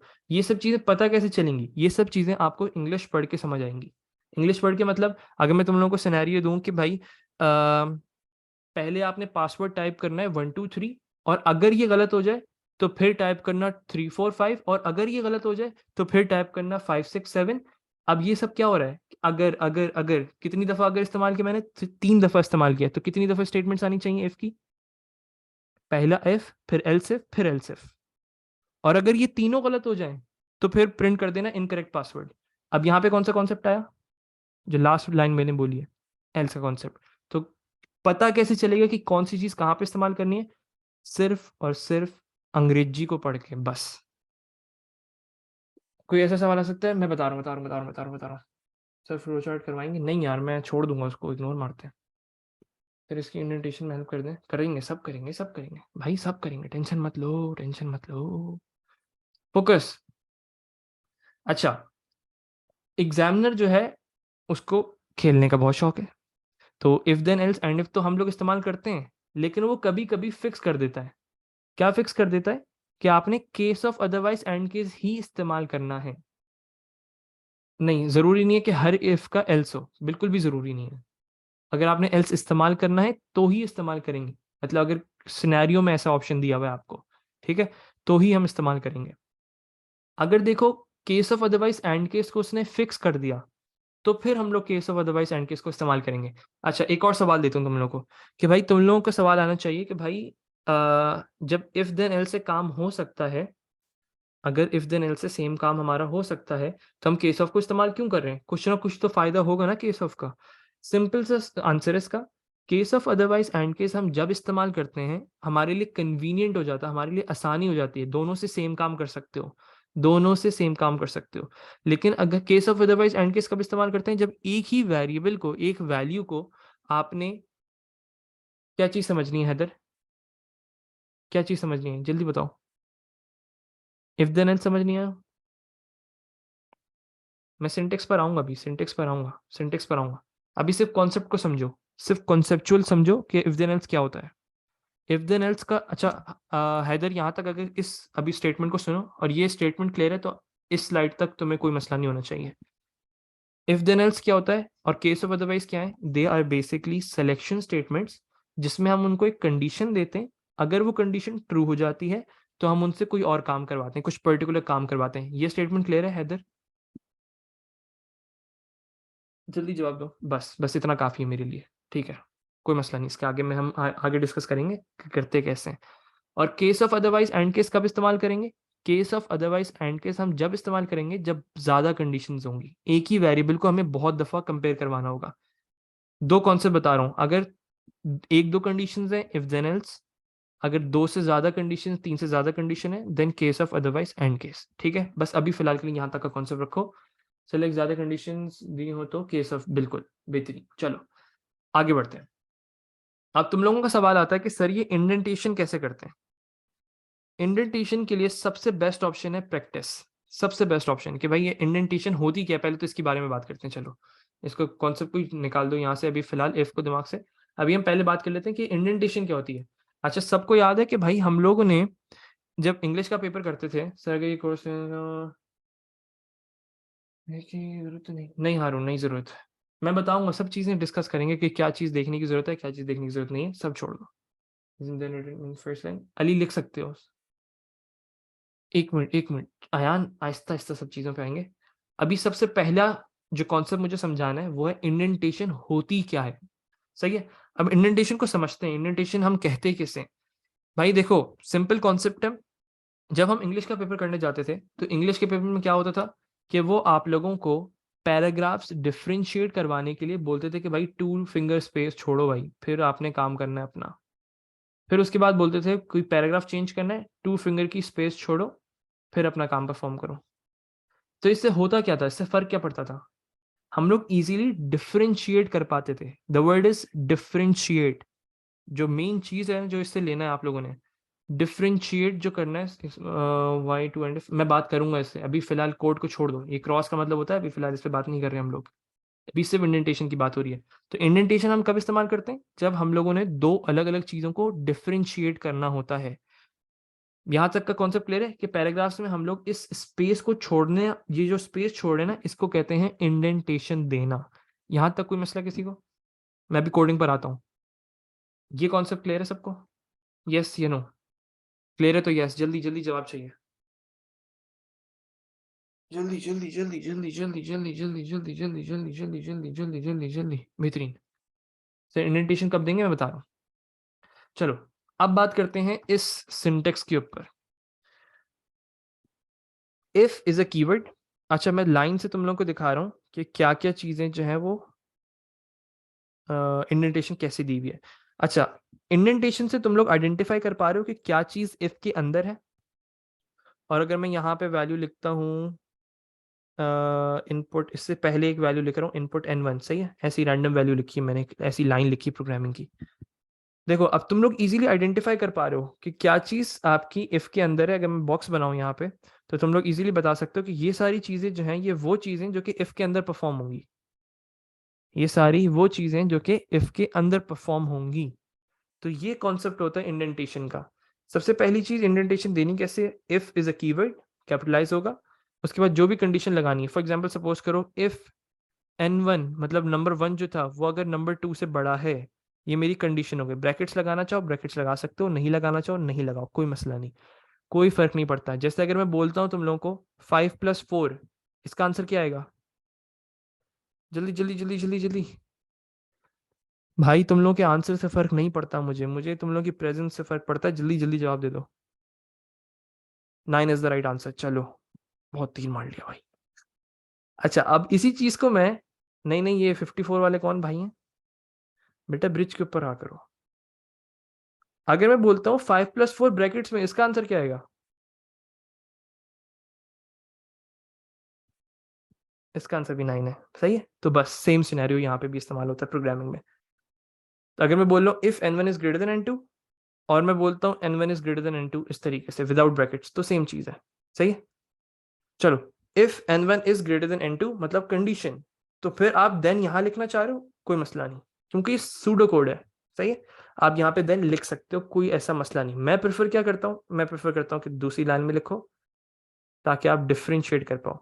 फिर देन के बाद इंडेंटेशन, जो भी काम करवाना है, अगर n1 ग्रेटर देन n2 है तो प्रिंट कर देना n1 is largest, print n1 is largest, is large कर दो, अभी फिलहाल इतनी लंबी नहीं करते। सही है। सर देन लिखना जरूरी है, बिल्कुल लिखना जरूरी है। देन इज कंपलसरी, कीवर्ड है वो। If n1 is greater than n2, अगर इसके अलावा कोई और चीज चेक नहीं करनी है आपने, बस इधर ही खत्म करनी है अपनी इफ को, तो आप लोग क्या करोगे, एंड इफ। नहीं, इंडेंटेशन नहीं है वहां पे। वहां पे ब्लैंक लाइन का कॉन्सेप्ट आता है, वो मैं डिस्कस करूंगा आगे आहिस्ता आहिस्ता जब कोडिंग करते जाएंगे हम लोग। चलो, अब मैं क्या करूंगा, एंड इफ कर दूंगा। एंड इफ किस लाइन में आएगा? एंड इफ उसी लाइन में आएगा जहां पे मैंने इफ लिखा होता है। इंडेंटेशन के मार्क्स है, मैं समझाता हूँ इसको। इंडेंटेशन के मार्क्स आपको मार्क कौन देता है? उस्मान, मार्क्स कौन देता है तुम्हें? सही है, एग्जामिनर देता है ना, एग्जामिनर देता है। सही है। अगर तुम इंडेंटेशन इस्तेमाल नहीं करोगे तो एग्जामिनर को आपका जो कोड है वो अंडरस्टैंडेबल नहीं होगा, और जब उसको कोड समझ नहीं आएगा तो वो आपको मार्क्स नहीं देगा। अगर मैं बोलूं कि इंडेंटेशन की मार्किंग स्कीम में मार्क्स है, बिल्कुल भी ऐसा नहीं है। हमें क्या करना है, हमें एग्जामिनर को समझाना है कि जो हमने ये कोड किया है, आपको एग्जामिनर सिर्फ इसको रीड करे और समझ जाए। सही है। तो उसके लिए हम लोग इंडेंटेशन देते हैं।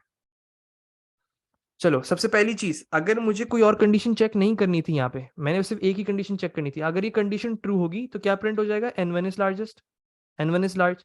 मुझे कोई और चीज चेक ही नहीं करनी इसमें। तो जितनी दफा इफ स्टेटमेंट लगाएं उतनी दफा एंड इफ आएगा, बेहतरीन, बिल्कुल ऐसे ही है। लेकिन अब सपोज करो मुझे एक और कंडीशन चेक करनी थी, मुझे ये चेक करना था कि n2 0 तो नहीं है। तो मैं यहाँ पे क्या करूंगा, देन के नीचे, इस चीज को सब दिमाग में रखेंगे आप, देन के नीचे यहाँ पे मैं चेक करूंगा। So what is the purpose of and if? If को एंड करने के लिए इस्तेमाल होता है बेटा। ऑपोजिट पढ़ लो इसको, इफ को एंड करना है बस। मतलब आपने बताने के बस यहाँ से इफ खत्म हो चुका है, अब इसके बाद जो है वो कोई और सा ब्लॉक ऑफ कोड इस्तेमाल हो रहा है। अब सपोज करो कि मुझे इसके अंदर एक और कंडीशन चेक करनी है। फॉर एग्जाम्पल मैंने तुम लोगों को कहा कि ये कंडीशन फॉल्स हो गई, तो मुझे एक और कंडीशन चेक करनी है। और दूसरी कंडीशन क्या चेक करनी है, कैसे चेक करेंगे, हम इस्तेमाल करेंगे कीवर्ड एल्स इफ का। एल्स इफ क्या होता है कि if this condition is false, तो फिर ये वाली कंडीशन चेक करो। फिर से सुनो, फिर से सुनो, फिर से सुनो। अगर ये पहली वाली कंडीशन फॉल्स हो गई, तो आपने दूसरी कंडीशन को चेक करना है। दूसरे सिनेरियो से समझाता हूं कि अगर मैं तुम लोगों को बोलूं कि अगर पासवर्ड 123 नहीं है, तो फिर चेक करना क्या 345 है। तो फिर का मतलब क्या है, अगर सपोज करो 123 में ही सही हो जाता, तो क्या मैं 345 को चेक करता, यस या नो? अगर पहली बारी में ही मेरा पासवर्ड सही हो गया, तो मैं दूसरे वाली को चेक करता, 235 को चेक करता, यस या नो? जल्दी जवाब सबका चाहिए, सबका जवाब चाहिए, सबका जवाब चाहिए, सबका जवाब चाहिए, सबका जवाब चाहिए। मैं नहीं चेक करता। यहां पे भी सेम सिनेरियो है। अगर मेरी पहली कंडीशन ट्रू हो गई, तो क्या मैं दूसरी कंडीशन को चेक करूंगा, क्या मैं एल्स को चेक करूंगा, यस या नो? अगर मेरी पहली कंडीशन ट्रू हो गई, क्या मैं एल्स को चेक करूंगा, यस या नो?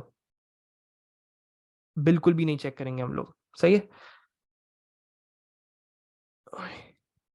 अच्छा, एलसिफ लगाया, एलसिफ के बाद मैं यहाँ पे कंडीशन चेक करना चाह रहा हूँ, क्या n2 0 के बराबर तो नहीं है। मैंने यहाँ पे कहा कि n2 is equal to 0, else if n2 is equal to 0। पहली कंडीशन हमने चेक की, क्या n1 n2 के बराबर है, n1 is greater than n2, condition false हो गई। फिर मैं दूसरी कंडीशन चेक की, फिर यहाँ पे देन लगाओगे, और जो भी चीज़ करना चाह रहे हो, कि यहाँ पे प्रिंट करना चाह रहे हो, जो भी n2 इज 0 ये प्रिंट करना चाह रहे हो, तो यहाँ पे लिख दोगे। अच्छा, अब कितने इफ इस्तेमाल हुए, चैट में जवाब दो, कितने इफ इस्तेमाल हुए। हमने 2 इफ इस्तेमाल किए हैं। अब इंडेंटेशन देखना गौर से सब, जिस जहां पे जौन सा इफ इस्तेमाल हुआ है ना, वहीं पर एंड इफ आएगा। जैसे यहां पे एल्स इफ था, तो यहां पर एंड इफ आएगा, और जो लास्ट वाला एंड इफ है वो यहां पर आएगा। बिल्कुल, एल्स इफ के लिए अलग एंड इफ है, इस तरीके से। सही है, जो आउटर वाला था उसकी एक लाइन नीचे आएगा। सही है, एल्स इफ नेस्टेड है, बिल्कुल कह सकते हो नेस्टेड है। चलो, एक कॉन्सेप्ट हो गया, अब एक और कॉन्सेप्ट डिस्कस करते हैं इसी के साथ ही। अब सपोज करो कि मैंने कहा कि पहला पासवर्ड चेक करना 123, अगर ये गलत हो, sir what is nested, nested का मतलब होता है इफ के अंदर इफ। अहमद, हाँ, एल्स इफ जो है वो सेपरेट लाइन पे, बिल्कुल। दानिया, जैसे ये इफ का एक सिंटेक्स है, एक अलग से सिंटेक्स है। चलो सुनो सुनो सुनो सुनो सुनो सुनो, सिनेरियो सुनो। पहला पासवर्ड चेक करना, सर एल्स इफ का एंड इफ तो नहीं होता है। अच्छा हारून, कौन सी बुक लिखी थी तुमने, क्या नाम था बुक का। होता है भाई, होता है, होता है, ठीक है। इस्तेमाल करते हैं, जितने एल्स इफ करोगे उतने एंड इफ आएंगे, ठीक है। अब सुनो गौर से, पहला सिनेरियो दे रहा हूं, पासवर्ड चेक करना। पासवर्ड क्या चेक करना सर, आज तक कभी लिखा तो नहीं, तो गलत लिखा है ना आपने। गलत था, गलत था। हमेशा एंड इफ आएगा, जितने एल से उतने एंड इफ। अच्छा सुनो गौर से, सर अगर एक कंडीशन ट्रू हो जाती है लेकिन उसी से रिलेटेड इफ स्टेटमेंट लगा सकते हैं, देन के बाद लगा सकते हो, बिल्कुल। Sir what is the difference between else and else if, बता रहा हूँ दाऊद, बता रहा हूँ। अच्छा, अब तीसरा सिनेरियो सुनो, अभी हमने 2 सिनेरियोस देख चुके हैं। हमने एक इफ देखा, उसको एंड इफ कर दिया था, एल्स और एंड इफ, एल्स और एल्स इफ नहीं लगाया था। फिर दूसरा सिनेरियो देखा जिसमें इफ इस्तेमाल किया, एल्स इफ इस्तेमाल किया, एंड कर दिया। अब तीसरा सिनेरियो सुनो, मेरा पासवर्ड था 123। पहले ये चेक करो कि क्या पासवर्ड 123 के बराबर है, और अगर ये गलत हो जाए तो फिर चेक करना 235। अगर ये भी गलत हो जाए ना, तो फिर लिख देना 000। सही है। पहला सिनेरियो मैंने क्या दिया, पहला चेक करो 123, फिर चेक करो 235। अगर ये दोनों ही गलत हो जाएं, तो फिर एट दी एंड जो तीसरा ऑप्शन है वो, बस उसमें कंडीशन चेक मत करना, बस उसको बस कर देना। एल्स का मतलब ये होता है, एल्स का मतलब ये होता है कि अगर पहली की 2 कंडीशन फॉल्स हो गई ना, अब तीसरे में कुछ देखो मत, कुछ कंडीशन चेक मत करो, बस जो भी है उसको परफॉर्म कर दो। चलो, अब मैं यहाँ पे एल्स लिखूंगा, एल्स कहाँ पर आएगा, देन के नीचे। एल्स कहाँ पर आएगा, देन के नीचे, जो एल्स इफ का देन था। अब यहाँ पे लिखोगे तुम एल्स। सही है। अब आपने यहाँ पे लिखा एल्स, एल्स के बाद आप क्या करवाना चाह रहे हो, प्रिंट करवाना चाह रहे हो, इंडेंटेशन दो, इंडेंटेशन के बाद यहाँ पे प्रिंट करवा दो, जो भी चीज़ करवानी है। चलो, अब क्या एल्स को एंड करेंगे, सवाल। सही, एल्स एंड एल्स कंफ्यूज कर रहा है बहुत। चलो समझा देता हूँ, समझा देता हूँ इसको। क्या एल्स को एंड करेंगे, यस या नो। ये एल्स के अंदर इफ इस्तेमाल हो रहा है, इस वाले एल्स में इफ इस्तेमाल हो रहा है, नहीं हो रहा तो इसको हम एंड नहीं करेंगे। एल्स को हम लोग एंड नहीं करते हैं। कितनी दफा एंड इफ आएगा, अब ये वाला एल्स इफ था तो इसको हम एंड कर देते हैं यहाँ पे, एंड इफ। एक ये इफ इस्तेमाल किया था तो यहाँ पे एक एंड इफ और आ जाएगा। नहीं, एल्स को एंड नहीं करेंगे, बस जितनी दफा एल्स इफ इस्तेमाल करते जाओगे उसको करते जाओगे। एल्स वाला समझ नहीं आया, कोई मसला ही नहीं, टेंशन नहीं। चलो चलो चलो चलो चलो, अब सुनो, एंड इफ। अब सुनो, जिस जिसको एल समझ नहीं आया वो सब यहाँ पे देखें। सर एल्स इफ की जगह इफ लगा सकते हैं, नहीं। इफ से क्या होगा मैं बताता हूँ शरानी, मैं बताता हूँ इसको। सर बेसिकली एल्स इफ जब आएगा तो एंड नहीं करेंगे, और एल्स आएगा तो एंड करेंगे। गलत, उल्टा ऑपोजिट बता दिए बेटा ये। सर जो एल एफ करता है था वो एल्स इफ है, बिल्कुल Muzammil. Sir else and else if, sir else if के बाद कोड एंड करना सिंटेक्स वाइज सही है, कर सकते हो एंड, बिल्कुल कर सकते हो, या एल्स के बाद एंड होगा कोड, नहीं ज़रूरी नहीं है। सर ये अगर हम एल्स इफ वाली ऑप्शन ना लें तो लिखें एल्स एंड इज लार्ज कर दें, बिल्कुल कर सकते हो ऐसा, बिल्कुल कर सकते हो ऐसा। चलो अब सुनो सुनो सुनो सुनो सुनो सुनो सुनो, फोकस फोकस फोकस फोकस, एक मिनट सवाल को रुको अब सब अपने। यहाँ पे देखो, पहली कंडीशन चेक की, सुदैस सब यहाँ पे देखो, यहाँ पे देखो, यहाँ पे देखो, यहाँ पे देखो। सर एल सिर्फ 3 कंडीशंस के लिए यूज होता है, बिल्कुल कर सकते हो। अगर और कंडीशंस चेक करनी है वो भी कर सकते हो। देखो, पहली कंडीशन हमने चेक की, क्या n1 n2 से बड़ा है? सपोज करो ये फॉल्स हो गई कंडीशन, तो क्या हम n1 इज लार्ज प्रिंट करेंगे? यस या नो, चैट पे जवाब। सबका जवाब जल्दी जल्दी आता रहे मेरे पास। हमारी कंडीशन फॉल्स हो गई। अगर कंडीशन फॉल्स हो गई तो आप जाओगे एल्स इफ के ऊपर। सही है, एल्स इफ के ऊपर जाओगे। एल्स इफ क्या करता है? एक और कंडीशन चेक करता है कि मतलब अगर पुरानी वाली कंडीशन फॉल्स हो गई तो फिर ये करना। अच्छा, अब एक और सिनेरियो देखो। अगर सपोज करो कि ये कंडीशन ट्रू हो गई, तो क्या n1 इज लार्ज प्रिंट होगा? यस या नो? बिल्कुल प्रिंट होगा। क्या हम ये वाली कंडीशन चेक करेंगे? क्या हम ये वाली कंडीशन चेक करेंगे? Else n2 is equals to 0, else if n2 is equals to 0, क्या ये कंडीशन चेक करेंगे? हारून गौर से सुनो, पहली वाली कंडीशन ट्रू हो गई थी, पहली वाली कंडीशन ट्रू हो गई थी, तो क्या हम एल्स वाली कंडीशन चेक करेंगे? नहीं करेंगे। सही है। क्या हम एल्स वाला काम करेंगे? नहीं करेंगे। ठीक है। अब वापस इस सिनेरियो पे चलते हैं। सपोज करो कि ये कंडीशन फॉल्स हो गई हमारी, हमने n1 इज लार्ज को प्रिंट नहीं किया, हम एल्सिफ पर आ गए। एल्सिफ के आके कंडीशन चेक की, n2 is equal to 0। Suppose करते हैं ये कंडीशन ट्रू हो गई आपकी, क्या चीज प्रिंट होगी? कि n2 इज 0। ये चीज, ये जो लाइन है, जो स्क्वायर ब्रैकेट में मैंने किया है, स्क्वायर रेक्टेंगल में, तो ये चीज आपकी प्रिंट हो जाएगी। अब सपोज करो, क्या एल्स वाला काम अंजाम होगा? यस या नो? क्या हम एल्स वाला काम करेंगे? नहीं करेंगे। बेहतरीन। चलो अब सपोज करते हैं तीसरा सिनेरियो, कि हमारी पहली कंडीशन फॉल्स हो गई। फिर से स्टार्ट करते हैं, फिर से स्टार्ट करते हैं। सपोज करो कि मेरी पहली कंडीशन फॉल्स हो गई, फिर हमारी दूसरी कंडीशन चेक करने हैं, हमारी दूसरी कंडीशन भी फॉल्स हो गई, क्या मैं ये वाला काम करूंगा? यस या नो? यस या नो? नहीं करेंगे हम ये यस वाला कौन है भाई? सालार भाई। सर एल्स के बाद इंस्ट्रक्शन नहीं है। चलो चलो चलो चलो चलो चलो, हम ये वाला काम नहीं करेंगे। अब हम आ जाएंगे एल्स के ऊपर। एल्स का मतलब क्या है? कि अगर पहली कंडीशन सारी फॉल्स हो चुकी हैं, एल्स जो होता है वो बिल्कुल लास्ट रिजॉर्ट होता है आपका, लास्ट रिजॉर्ट। कि सपोज करो कि अगर तुम्हें बिरयानी भी नहीं मिले, टिक्का भी नहीं मिले, फिर आखिर में बस चुपचाप दाल ले आना, ये वाली बात है। पहले चेक करना कि बिरयानी है, फिर चेक करना कि क्या टिक्का है। अगर दोनों चीजें नहीं मिली, फिर बस चुपचाप जाके दाल ले आना। एल्स वाली बात ये है कि अगर पहली कंडीशन चेक करो, अगर वो फॉल्स हो गए, फिर दूसरी कंडीशन चेक करो, अगर वो भी फॉल्स हो जाए, फिर चुपचाप ये जो आखिरी वाला काम है वो परफॉर्म कर दो, उसमें फिर कंडीशंस मत देखो। सर एल सिर्फ तब यूज होता है जब सेकंड कंडीशन को ट्रू एंड फॉल्स देखना हो। बिल्कुल कह सकते हैं ब्राइन। जी मैं पैसे चेक कर रहा हूँ।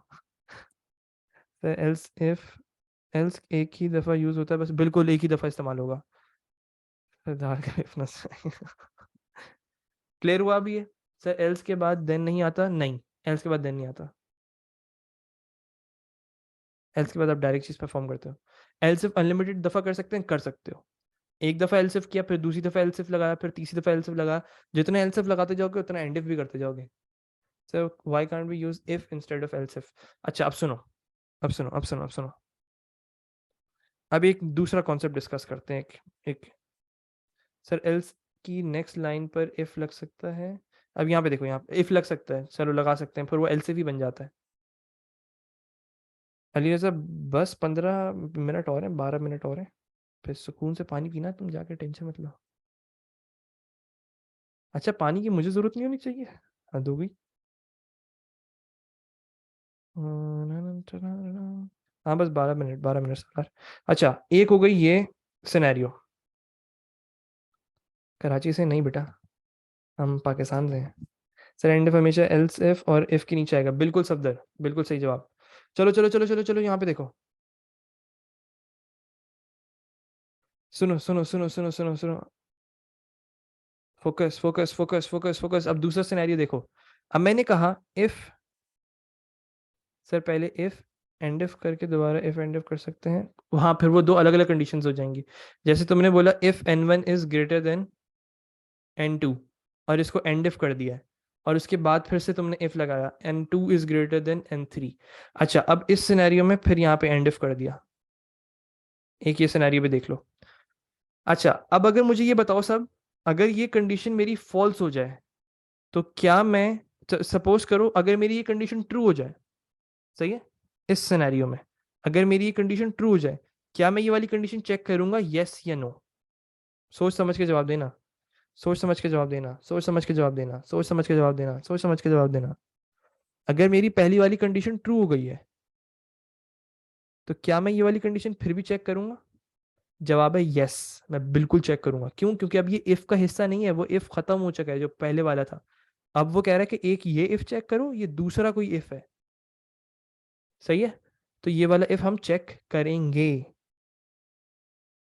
इसलिए एल्स इफ और इफ के अंदर ये फर्क होता है कि अगर जैसे तुमने लिखा ना, if n1 is greater than n2, फिर उसके नीचे एक और इफ लिख दिया, देन लगाया, देन लगाने के बाद एक और इफ लिख दिया, if n1 is greater than n3, तो अब मुझे जवाब दो। एल्स नहीं लगाया अब मैंने यहाँ पे। सर ये समझ नहीं आया। Okay boss, okay boss, tension नहीं, टेंशन नहीं। If n1 is greater than n2, then, और dot dot dot, end if कर दिया मैंने इसको। ये इफ अब खत्म हो चुका है। अब इसके बाद एक और इफ लगा रहा हूं मैं, n2 is greater than n3, then end if. अब सवाल ये था मेरा कि अगर ये कंडीशन मेरी ट्रू हो जाती है, जैसे होता था ना कि पासवर्ड 123 है, तो फिर बाकी कंडीशन चेक नहीं करना। लेकिन यहाँ पे ऐसा सिनेरियो नहीं है, आपने उसको क्लोज कर दिया है। ये एक कंडीशन आपकी क्लोज हो चुकी है, एंड इफ कर चुके हो उसको। तब हम दूसरी वाली कंडीशन को बिल्कुल चेक करेंगे। क्लियर हुआ ये? जो भी पूछ रहा था ये कौन था भाई ये? चलो बेहतरीन, क्लियर हो गया तो काफी। सर ये इफ वाला सारा कॉन्सेप्ट एक क्वेश्चन देकर रिलेट कर देंगे? नहीं बॉस, मैं तो नहीं कर रहा। हाँ हाँ, सब करेंगे बॉस, मुझे पता है कैसे पढ़ाते हैं, टेंशन नहीं लो तो। सब होगा, सब होगा, सब होगा, सब होगा। चलो बस थोड़ा सा आगे बढ़ते हैं। आज के लिए काफी है। ना ना ना ना ना ना ना ना ना। चलो, अब ये चीजें जो है आहिस्ता आहिस्ता आप लोगों की होती रहेंगी। किस मुल्क में यार, ये पता नहीं मुझे। बस ये छोटी सी चीज पढ़ते हैं, फिर प्रैक्टिस क्वेश्चन है। प्रैक्टिस क्वेश्चन आप लोगों के लिए, बस ये प्रैक्टिस क्वेश्चन करके चले जाना, ठीक है?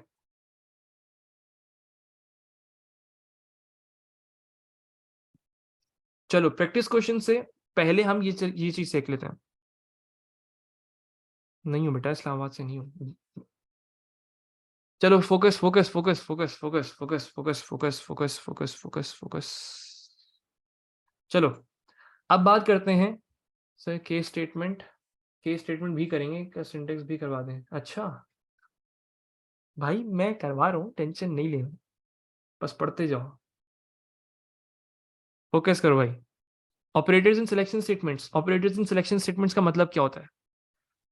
अब हमारे पास दो, अच्छा सबने लॉजिक गेट्स पढ़ा हुआ है? चैट पे जवाब। P1 लॉजिक गेट्स सबने पढ़ा हुआ है? अब लॉजिक गेट्स के अंदर आप लोग, हाँ ओ लेवल में पढ़ाओ, कहीं पे भी पढ़ाओ, मसला नहीं। वहां पे आप लोग इस्तेमाल करते थे बोलियन ऑपरेटर्स। बोलियन ऑपरेटर्स मतलब बोलियन गेट्स इस्तेमाल करते थे, गेट्स इस्तेमाल करते थे। चलो बोलियन को हटा दो, ऑपरेटर्स। अच्छा, अब हम बात करेंगे ये जो एंड है और ये जो और है, ये same to same logic follow कर रहे होते हैं जो आपके गेट्स की लॉजिक होती है। एंड की लॉजिक सबको पता है। एंड की लॉजिक क्या है? कि अगर दोनों पे वन वैल्यू होगी, only then you will get the answer one. नहीं, मल्टीप्लाई नहीं होता, ये सब चीजें नहीं। एंड की लॉजिक क्या है? कि अगर दोनों वैल्यू को ट्रू होना जरूरी है, दोनों वैल्यू को वन होना जरूरी है, only then you will be able to get the answer one. अगर इनमें से एक भी चीज जीरो हो गई, तो आपके पास आंसर जीरो ही आएगा। अगर पहला वाला इनपुट जीरो हो गया, तो आंसर जीरो ही आएगा। सही है? ये कॉन्सेप्ट में मसला तो नहीं है। अब बस हम वैल्यूज को रिप्लेस कर देते हैं। हम वन को रिप्लेस कर रहे हैं ट्रू के साथ।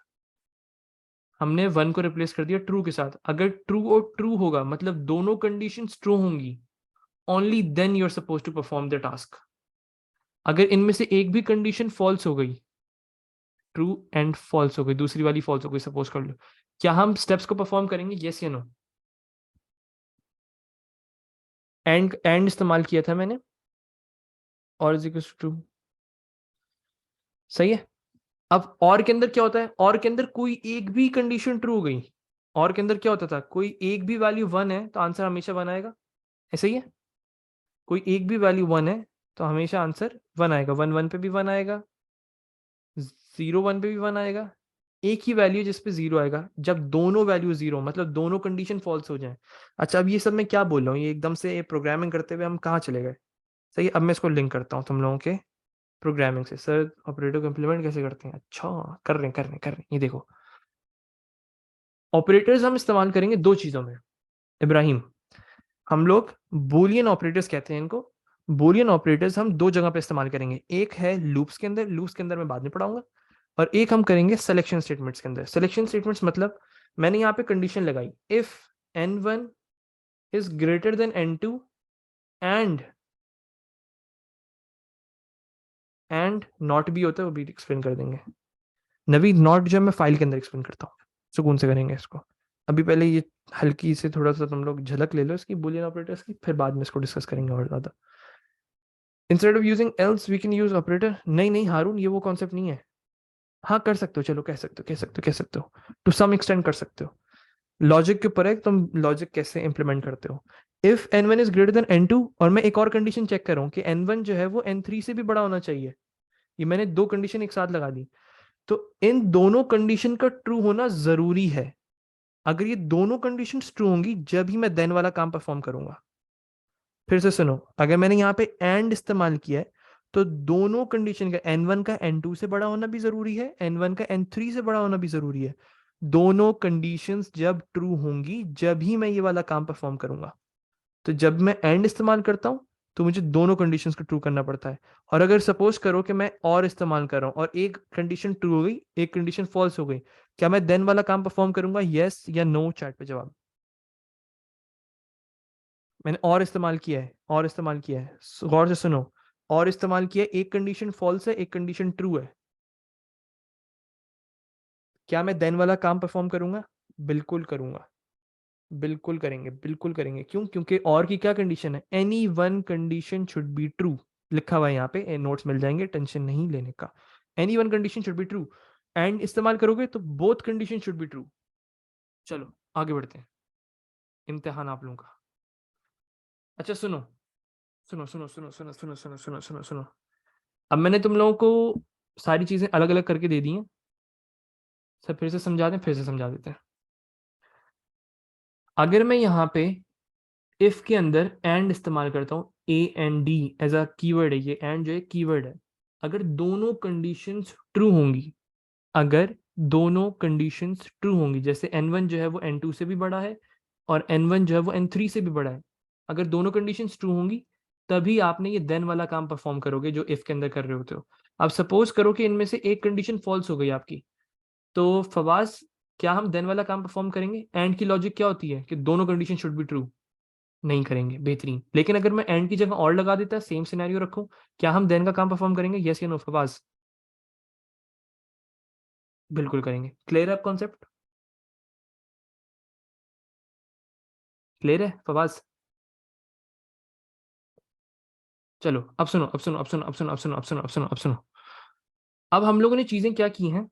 हमने चीजें, वसी साहब इतनी जल्दी मत करिए, 2 मिनट रह गए, अल्लाह अकबर। सुनो सुनो, गौर से सुनो। मेन चीज क्या है? आपको प्रॉब्लम सॉल्विंग स्किल्स कब आएगी? जब आप इंडिविजुअल चीजों को इस्तेमाल करना सीखो एक साथ। क्या मतलब हुआ इसका? आप लोगों ने अभी तक क्या क्या सीखा है? आप लोगों ने इनपुट लेना सीखा है, आप लोगों ने डिक्लेरेशन लेना सीखी है, आप लोगों ने एंड और का कॉन्सेप्ट अलग अलग सीखा है। सही, सब चीजें अलग अलग सीखी हैं। मतलब मैंने तुम लोगों को अभी चावल दे दिए, तुम लोगों को मसाले दे दिए, तुम लोगों को प्याज दे दिए, अब तुम लोगों ने बिरयानी बनानी है इससे। सही है, अब आप लोगों का इम्तिहान है, जल्दी से शुरू हो जाइए। सोचो, इम्प्लीमेंटेशन करो सोच के, हर चीज सोच के, दिमाग इस्तेमाल करना है। जल्दी जल्दी। नहीं नहीं, चैट पे नहीं लिखना, सबने पेपर पे करना है ये। नहीं बॉस, पेपर पे करना है, व्हाट्सएप करना है, पेपर पे करना है, व्हाट्सएप करना है। कोड आपका चेक होता रहेगा, आप जा सकते हो। सर नंबर सेम लाइन पर इंपोर्ट करवा सकते हैं? बिल्कुल करवा सकते हो, क्योंकि सेम डेटा टाइप है। आप ही सॉल्व करेंगे बाद में? बिल्कुल करेंगे अली, बिल्कुल करेंगे, लेकिन पहले आप लोगों ने सॉल्व करना है। सॉल्व करके फिर मुझे बताओ। ग्रुप पे नहीं, ग्रुप पे तो भेज ही नहीं सकते, अलग से भेजो मुझे व्हाट्सएप पे, मैं हर एक एक का कोड चेक कर रहा हूँ। अच्छा, इसका इसका जो सोल्यूशन होगा वो मैं अलग क्लास में करवाऊंगा, मतलब जो नेक्स्ट क्लास होगी आप लोगों की, कल की क्लास है, अलग तो ऐसे बोलूं जैसे हफ्ते बाद होगी। Should we include prompt? देखो जो सवाल तुम लोग मुझसे पूछ रहे हो ना, शुड वी इंक्लूड प्रॉम्प्ट, क्या मुस्तफा क्वेश्चन में लिखा हुआ है प्रॉम्प्ट का वर्ड लिखा हुआ है?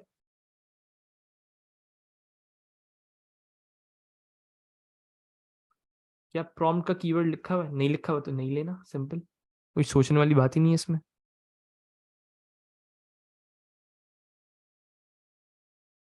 हर चीज का, जो चीज सवाल आएगा, वो जो सवाल आएगा आप लोगों का, वो आपको क्वेश्चन के अंदर मिल जाएगा उसका आंसर। सर ये एज इट इज पॉसिबल का है क्या? कह सकते हो, कह सकते हो, कह सकते हो, कह सकते हो। डिक्लेरेशन करवानी बिल्कुल जरूरी है, लाजिम लाजिम। सर 3 इनपुट के लिए बार बार प्रिंट करना पड़ेगा? बार बार नहीं, मुजम्मिल प्रॉम्प्ट का वर्ड इस्तेमाल किया मैंने यहाँ पे, नहीं किया ना?